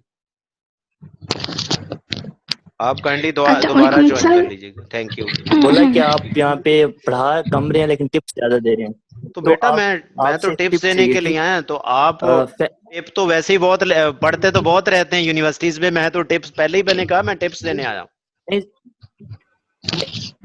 जी सर, वही पूछना है कि अभी आपने एंजाइटी की भी बात की और कोविड-19 की भी बात की, तो यहाँ पे फैमिली में हम ऑब्जर्व करते हैं अक्सर ये जो एंजाइटी है कोरोना की, उसको लेके लोग बहुत ज्यादा, मतलब फैमिली में, मेरी फैमिली में ज्यादातर ये है, लोग बहुत ज्यादा हाथों को सैनिटाइज करते हैं, मतलब इतना नहीं होता जितना वो कर रहे हैं, बार बार हाथ धोना। तो ये एंजाइटी हमें बेसिकली ओसीडी की तरफ मुझे लगता है कि फ्यूचर में कहीं हो ना जाए, तो इसको हम कैसे ओवरकम कर सकते हैं, कैसे कम कर सकते हैं कि भाई इस चीज को थोड़ा कम करें। वो अब बेसिकली पता क्या है, बेसिकली आप इसके लिए ना एक कोई फील्ड से रिलेटेड बंदा ये बात करे, आम बंदे की माइंड बात नहीं सुनता। ठीक है, उसे कहें कि आप बाहर गए हैं, आपने किसी चीज को टच किया है तो आपका हाथ सैनिटाइज करना बनता है, दिस इज फेयर अनफ। अगर आप फजूल में इस तरह कर रहे हैं तो इसका कोई फायदा नहीं है, ये सैनिटाइजर जो है वेस्ट होगा। और दूसरा, अगर आप सैनिटाइजर जितना ज्यादा इस्तेमाल करेंगे आपकी स्किन खराब होती है। ठीक है, साथ आपने उसकी थ्रेटनिंग काउंसलिंग करते हैं भाई एक हाथ तक सैनिटाइजर यूज करो, ये हाथ भी खराब हो जाएंगे, ठीक है। दूसरा, आप ये बात ओसीडी की ओसीडी उनको नहीं होता जिनको जेनेटिक्स में ओसीडी नहीं है। जो ओसीडी ऑलरेडी प्रोन है वो, उनको ओसीडी जल्दी हो सकता है इन सिचुएशन में। और कोशिश करें कि अगर किसी की फैमिली में ओसीडी के लोग हैं, एंजाइटी के लोग हैं, उनको आप कहीं दूसरी जगह पे एंगेज रखें, उनको टीवी पे ना आने दें, उनको इधर उधर आप घुमाते रहें, टीवी पे ना बैठे, उनके सामने ऐसी बातें ना करें, ठीक है, क्योंकि वो ऑलरेडी एंजाइटी प्रोन है या ओसीडी के पेशेंट है। जी। तो जिनकी हिस्ट्री में ही मतलब थोड़ा बहुत साइकोलॉजिकल प्रॉब्लम्स हों तो वो उनको हो नहीं सकता? नहीं, ओसीडी अगर है तो ओसीडी होगा। ओसीडी बेसिकली इसका तल्लक जेनेटिक्स से है। अगर आप जेनेटिकली आपको ओसीडी है तो वो रोक नहीं सकेगा। वो अगर 10 साल बाद होना तो 2 साल पहले हो सकता है। कोई उसको ट्रिगर ऐसा मिलेगा तो वो जल्दी अपीयर हो जाएगा। ठीक है, थैंक यू सो मच। जी, परेशान नहीं होना, ओसीडी नहीं होने लगा। हाँ, अगर है तो उसके जल्दी होने के चांस ज्यादा है। ठीक है सर, थैंक यू। जी, एनी मोर क्वेश्चन प्लीज? जी सर, मेरा क्वेश्चन ये है कि आपने कहा 15 to 20 minutes would be enough for treating through timeline therapy. तो जो बूस्टिंग सेशन हम करेंगे उसकी भी ड्यूरेशन क्या सेम ही होगी या उससे कम हो जाएगी? 2-3 मिनट कम हो जाती है, क्योंकि आपको क्लाइंट की हिस्ट्री का पता होता है। थोड़ा सा जो आपने 3-4 मिनट उसके साथ हिस्ट्री ली होती, वो आप जाहिर है दोबारा रिपीट नहीं करते। तो पहला सेशन अगर 25 मिनट का है तो दूसरा 20 का हो सकता है, ठीक है। पहला सेशन अगर 30 मिनट का है तो समटाइम क्लाइंट वैसे भी खुद कुछ और भी बताना चाह रहा होता है। कुछ हिस्ट्री में जाहिर है वो अपने साथ रिपोर्ट्स लेके आता है। क्लिनिकल सेटिंग में वो आपके साथ रिपोर्ट, आपने उसकी रिपोर्ट देखी, एमआरआई रिपोर्ट देखी, ठीक है, आपने उसकी सीटी स्कैन रिपोर्ट देखी, ईईजी रिपोर्ट देखी आपने, ठीक है। हालांकि ये चीजें आपको पढ़ाई नहीं जाती, जो कि बहुत नुकसान है आपके लिए, क्योंकि आपको पेशेंट की रिपोर्ट की समझ नहीं आएगी तो फिर आप क्या करेंगे? जी एग्जैक्टली जी सर, वो अक्सर ऐसा होता है कि फिर गूगल करना पड़ता है, या मेरा भाई भी पैरामेडिक है तो इसके ऊपर मैं आपको सजेस्ट करूंगा, आप कभी जो है ना, मैं इनकमिंग सेशंस के अंदर ना पहले न्यूरोसाइकोलॉजी के ऊपर मैं सर्टिफिकेट्स करवाता हूँ। तो आप थोड़ी सी न्यूरोसाइकोलॉजी समझ लें, जिसमें आपको इंपॉर्टेंस पता चले, एमआरआई क्या होती है, सीटी स्कैन क्या होता है, ईईजी क्या होता है, ठीक है, ट्रांसक्रेनियल मैग्नेटिक स्टिमुलेशन क्या होती है, इन चीजें के बारे में ओवरऑल आपको पता होना चाहिए। साइकोफार्माकोलॉजी का पता होना चाहिए। जी सर, ये चीजें तो नॉलेज में है, लेकिन मैंने अपने एक्सपीरियंस से शेयर करती हूँ कि मैं चूंकि स्पेशल एजुकेशन में साइकोलॉजिस्ट हूँ, तो एट टाइम्स हिस्ट्री के दौरान बहुत सारी ऐसी चीजें रिवील होती हैं जो हमें नहीं पता होता कि ड्यूरिंग डिलीवरी इस तरह की कंडीशंस भी होती हैं। तो वो बहुत सारी चीजें लर्न कर रहे होते हैं हम, तो जी उस वक्त ये होता है कि फर्दर नॉलेज गेन। जी, थैंक यू जी। Any more question? वालेकुम सर। वालेकुम सलाम। सर, मेरा क्वेश्चन ये है कि टाइमलाइन थेरेपी को हम प्रेफरेबली कब यूज कर सकते हैं? फॉर एग्जांपल जैसे एंजाइटी का ही प्रॉब्लम है तो हमारे पास तो दूसरी ऑप्शंस भी होती हैं, तो फिर कब हम टाइमलाइन थेरेपी ही यूज कर सकते हैं? इसके लिए बेस्ट क्या है? नहीं, पहली बात तो ये है कि मैं इसको बाकी सारी थेरापी से इसको एडवांटेज देता हूँ। ये बहुत अच्छी मोडालिटी है, बिकॉज देखें, जब मैंने जो आपको टाइमलाइन अभी बताई है, इस टाइमलाइन के अंदर आप हिप्नोसिस भी यूज कर रहे हैं, आप इसके अंदर सीबीटी भी यूज कर रहे हैं, आप इसके अंदर इमेजिनेशन भी यूज कर रहे हैं, आप इसके अंदर डिसेंसिटाइजेशन भी कर रहे हैं, आप इसके अंदर एसोसिएशन भी कर रहे हैं। तो इस एक टेक्निक के अंदर तो आप 10 चीजें यूज कर रहे हैं, तो इससे अच्छी कौन क्या हो सकती? You can say कि ये बेस्ट ऑप्शन है। बेस्ट, आप हमेशा कोशिश करें कि क्लाइंट को आपके पास जो अवेलेबल सबसे बेस्ट चीज है आप उसको पहले वही दें।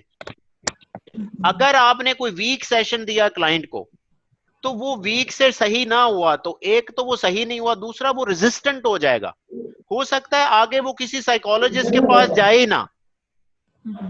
तो कोशिश इसे हम कहते हैं साइकोलॉजिकल रेजिस्टेंस। तो जो लो क्लास प्रोफेशनल्स होते हैं वो सेशन एक तो खराब देते हैं। खराब देने का अक्सर लोग कह रहे होते हैं यार ये साइकोथेरेपी का साइड इफेक्ट नहीं है। आप सोच नहीं सकते ये कितनी डिजास्ट्रस है कि अगर आपने वीक सेशन ले लिया किसी क्लाइंट का, वो तो हमेशा यही समझेगा कि यार इन्होंने कोई पता नहीं है साइकोलॉजिस्ट, ये कोई ये ना बंदा नहीं सही होता। ठीक है, आपने हमेशा पावरफुल, आपने वेट नहीं करना कि इसको मैं पहले ये ट्राई करके देख लूं फिर ये करके देख लूं। ये नहीं कि आपको आप कौन सा कोई इन्वेस्टमेंट कर रहे हैं उसके ऊपर कि पहले जी मैं गाड़ी में ये छोटी लाइट डलवा लूं, ये नहीं चलेगी तो फिर ये कर लूंगा। आपने उसको देखें, आपने सीबीटी में भी बोलना है, आपने किसी और थेरेपी में भी बोलना है, इसमें भी बोलना है। तो आप वाई नॉट के आप जो अच्छी मोडेलिटी आप वही ट्राई करें पहली दफा, और आप उसको पक्का क्लाइंट बनाएं। क्योंकि अगर आपका क्लाइंट एक आपसे खराब क्लाइंट हो जाता है तो आपके 100 क्लाइंट खराब हो जाते हैं, ये मैं आपको बता दूं। क्योंकि एक क्लाइंट जो है ना वो एटलीस्ट 10 लोगों को, रिसर्च कहती है, एक क्लाइंट आगे 10 लोगों को जाके कहता है कि ये बंदा सही नहीं है, वो 10 आगे फर्दर 10 को जब कहेंगे तो 100 तो आराम से हो गया। अगर आपने इसी तरीके से 1 साल प्रैक्टिस कर ली ना तो आप खत्म है, आप मार्केट में खत्म है। ठीक है, थैंक यू। फिर कोई और काम कर ले, मेरा ख्याल है कोई ब्यूटी पार्लर का या इधर उधर का कोई काम ज्यादा अच्छा रहेगा। सर आपको लगता है कि ये ज्यादा एजुकेटेड लोगों के लिए, मतलब जो अनएजुकेटेड है या जिनका इस तरह से कोई टेम्परामेंट नहीं है, उनके साथ हम कर सकते हैं? मैं कहता हूं कि हिप्नोसिस और एनएलपी के लिए सबसे जो इम्पोर्टेंट क्लास है वो लो इंटेलेक्चुअल्स हैं, क्योंकि ये लोग ज्यादा सजेस्टेबल होते हैं। ठीक है ना, आपने अक्सर देखा होगा कि वो क्या नाम है शो का, जीतो पाकिस्तान। ठीक है, पढ़े लिखे बंदे को जब जीतो पाकिस्तान से मैसेज आता है तो वो पढ़ता ही नहीं, उसको डिलीट कर देता है, यार ये ऐसे है। अनपढ़ को जब मैसेज आएगा ना जीतो पाकिस्तान से, उसको फोन कर देता है कि यार मेरा इनाम निकला है। उसने कभी ये सोचा ही नहीं कि यार मैंने तो कभी अप्लाई ही नहीं किया यहाँ पे जीतो पाकिस्तान में, मुझे कैसे इनाम आ गया। Right sir. ठीक है, तो वो लोग ज्यादा सजेस्टेड होते हैं। Thank you so much sir, thank you जी, थैंक यू। अस्सलाम वालेकुम सर, रफीक डार साहब। जी सर, अरशद साहब बात करें। सर कैसे हैं आप, खैरियत से हैं सर? हाँ थैंक यू। ये मैं वर्कशॉप आप लोगों को डेडिकेट कर रहा हूँ, पहले भी मैंने कहा कि मैं मेडिकल प्रोफेशनल्स और 1122 के लोगों को डेडिकेट कर रहा हूँ ये टाइम। सर ये हमारे लिए ऑनर की बात है कि एक इनोवेटेड और एक प्रोफेशनल और एक आलमी शोहरत याफ्ता मायानाज जो डॉक्टर साहब हैं, उनसे आज हम लेक्चर ले रहे हैं। ये हमारे लिए ऑनर की बात है और हम आपको भी सलूट करते हैं सर। I am honoured. मैं सलूट पेश करता हूं sir, I am honoured. Sir जज़ाकल्लाह, बहुत शुक्रिया। मैं सर एक डेडिकेट करना चाहूंगा एक शेर कि अपने लिए तो जीते हैं सभी इस जहां में, है ये जिंदगी का मकसद औरों के काम आना। Thank you thank you thank you, बहुत शुक्रिया सर, बहुत मजा आ रहा है। Thank you. Any more question please? अस्सलाम वालेकुम सर। वालेकुम सलाम। सर सना बात कर रही हूँ, कैसे हैं आप? जी, सना की जगह तो आईफोन लिखा हुआ, जी बात करें। सर मुझे नहीं पता, I am just using for the very first time, मुझे जूम का कोई भी आइडिया नहीं था, ये जस्ट मैंने कल ही डाउनलोड किया है। सो ये चलें, आप प्लीज क्वेश्चन करें प्लीज। जी सर, सर मैंने आपसे सिर्फ ये कहना था कि अभी की वर्कशॉप वाज वेरी गुड, लेकिन सर आप कुछ बेसिक कोई ये लॉकडाउन के अंदर जो डिप्रेशन सब लोगों के अंदर हो रहा है normally, like even I am in severe depression right now, कि इतना सब कुछ करके भी आई एम डूइंग नथिंग और कल को क्या होएगा आई डोंट नो। तो लोगों में ना एक फियर फैक्टर बहुत ज्यादा डेवलप हो रहा है। ये कोविड वाला सिस्टम तो एक टाइम के साथ खत्म हो जाएगा ना, लेकिन उसके बाद ये जो मेंटल हेल्थ डिजास्टर आएगा तो उससे बचने के लिए, उसकी प्रिवेंशन के लिए कोई एनी फ्यू प्रिवेंशन टिप्स देना चाहें? बेसिकली ये है कि आप अपने आप को प्रोडक्टाइज करें। आपने जिस तरह भी मेरी वर्कशॉप ले ली, आप बहुत से जो लोग हैं इस तरह की एक्टिविटीज करवा रहे हैं, आप उसके अंदर इसको आप ना एक अपॉर्चुनिटी समझ के इसके अंदर जाहिर एक इशू तो आ गया है, ठीक है ना। अब देखें कि मैं आपको एक लाइन बता रहा हूं कि आपने नेवर वरी, ये सुनना जरा गौर से, नेवर वरी। वजह क्यों? If you have a problem and you have a solution, why you worry? अगर आपके पास एक मसला है और उसका आपके पास सोल्यूशन है तो आपको परेशान होने की जरूरत ही नहीं। दूसरा, if you have a problem and you don't have any solution, why you worry? एक प्रॉब्लम है, उसका सोल्यूशन ही नहीं, तो आप क्या करें? चुप करें और रिलैक्स करें, चिल करें। और दूसरी लाइन मैंने आपको ये बताई थी कि अगर कभी घर की छत गिर रही हो तो भाग जाओ, वहां से निकलो। अगर आसमान गिर रहा हो ना तो खड़े रहो, क्योंकि सबके ऊपर गिर रहा है भाई, ठीक है। तो चिल आउट, अपने आप को जो है वो डिफरेंट एक्टिविटीज में एंगेज करें और चिल करें और एंजॉय करें। ये टाइम दोबारा शायद ना आए, रिलैक्स करें, और ये भी तो एक अपॉर्चुनिटी है ना। Thank you so much. जी जी, जी जी सर मेरा क्वेश्चन ये है कि मैं जिस तरह गाँव में रहता हूँ, देहात में रहता हूँ, जी जी अक्सर लोगों को पता ही नहीं कि एंजाइटी क्या होती है क्या नहीं होती, लेकिन वो बता रहे होते हैं बातों बातों में, मुझे ये मसला चल रहा है, मुझे ये इशू आ रहा है कोविड-19 से। जी जी मेरा क्वेश्चन ये है कि क्या हम उन्हें ये थेरेपी के बारे में बता सकते हैं, उन्हें साइको एजुकेट कर सकते हैं? क्योंकि आपने कहा ना कि आप खुद जाके ना उन्हें बताओ, या मतलब इस तरह इजी ना मतलब सेल आउट करो ये चीजें। तो क्या ये इस टेंशन में जो लोग बैठे होते हैं इस तरह करके, और वो सर पकड़ के बैठे होते हैं, पता नहीं क्या होगा, पता नहीं क्या होगा, उनको हम उनके बारे में हम कुछ कर सकते हैं सर? मेरा ये क्वेश्चन है। पहली बात ये है कि एज ए प्रोफेशनल हम कुछ नहीं कर सकते, ये गवर्नमेंट की रिस्पॉन्सिबिलिटीज होती हैं। गवर्नमेंट वहां पे साइकोलॉजिस्ट लगाएं, उनकी केयर करें। फर्ज करें मैं खिदमत करने निकलता हूं, मेरे पास जो सेविंग पड़ी हुई है, मैं तो 5 दिन के ऊपर इधर लैया से घूमता हुआ मुल्तान से लोगों को एजुकेट करता हूं, मेरे साथ तो पैसे खत्म हो जाएंगे, तो मैं आगे कौम की कैसे खिदमत करूंगा भाई? ये गवर्नमेंट का काम होता है। हमसे अल्लाह ये क्वेश्चन नहीं करेंगे कि भाई मैंने आपको दुनिया में भेजा था, आपने लोगों की खिदमत क्यों नहीं की? क्योंकि आपको अल्लाह ताला ने वो रिस्पॉन्सिबिलिटी नहीं दी। आपको अल्लाह ताला ने अपने आप को बेहतर करने के लिए रिस्पॉन्सिबिलिटी तो दी है, या आपके बच्चे जो हैं उनकी रिस्पॉन्सिबिलिटी, आपने उनकी केयर करना आपके ऊपर फर्ज है। ठीक है, अगर आपके पास कोई आता है, आप समझता है कि आप उसकी हेल्प कर सकते हैं, तो वो फर्ज करें एंजाइटी का लफ्ज यूज नहीं करता, लेकिन जो वो चीज बता रहा है आप समझते हैं कि ये एंजाइटी है, आप भी उसके साथ एंजाइटी का लफ्ज यूज ना करें। ठीक है, वो फर्ज करें कि जी मुझे खौफ आ रहा है, मैं इस जगह पे जाता हूं तो खौफ है, तो वो खौफ बेसिकली एंजाइटी है। आप उसको जब सेशन देंगे तो आप भी खौफ का ही लफ्ज इस्तेमाल करेंगे, क्योंकि अगर आप एंजाइटी देंगे तो उसको तो पता नहीं एंजाइटी क्या है, तो वो कैसे निकलेगी फिर? आपने इसको हम एनएलपी कहते हैं, अगर वो जिस तरह का लफ्ज यूज कर रहा है आपने उसको वही लफ्ज यूज करना है। ठीक है, फॉर एग्जांपल एक बंदा है वो अपने आप को डिप्रेशन कही जा रहा है, ऐसे उसने कहीं से सुन लिया लफ्ज डिप्रेशन का, लेकिन आपने उसको देखा है कि आप समझते हैं ये डिप्रेशन नहीं, ये एंजाइटी है। ठीक है ना, आपको पता है एंजाइटी, लेकिन आप उसके साथ डिप्रेशन का लफ्ज ही यूज करेंगे कि भाई आपका डिप्रेशन ये खत्म हो जाएगा 15 मिनट में, अगले में, क्योंकि उसका सबकॉन्शियस माइंड डिप्रेशन ही जानता है, उसे पता है कि ये डिप्रेशन है। ठीक है, हमेशा क्लाइंट्स के साथ जब आप काम करते हैं तो उनकी लैंग्वेज में ही काम करते हैं। फर्ज करें यही सेशन अगर मैं किसी अनपढ़ को देता हूं तो मैं उसको ऐसे ही समझा रहा होता हूं, उसकी लैंग्वेज में ही समझा रहा होता हूं। ठीक है, मैं उसको इस तरह एजुकेट नहीं कर रहा होता कि इसकी साइंस क्या है, ये कैसे काम करती है, ये तो सिर्फ प्रोफेशनल्स को मैं सिखा रहा हूँ।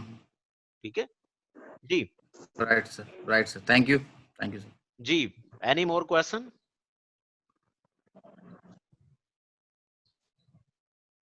जी guys, any more question you have, ताकि मैं एंड करूं, अगले सेशन की तरफ जाऊं। चलें, thank you very much for joining me है, I am honour, really honour to have you, और इंशाल्लाह see you another time. Thank you sir. Okay, thank you sir. Thank you, अल्लाह हाफिज। अल्लाह हाफिज। थैंक यू सर, अल्लाह हाफिज sir, अल्लाह हाफिज, अल्लाह हाफिज, अल्लाह हाफिज सर, एंजॉय द डे। अल्लाह हाफिज sir. Okay, thank you so much sir, thank you, शुक्रिया। Thank you. और कोशिश कीजिएगा कि आप काइंडली कमेंट्स करें जहां पे मैंने वर्कशॉप्स जो है वो शेयर की थी,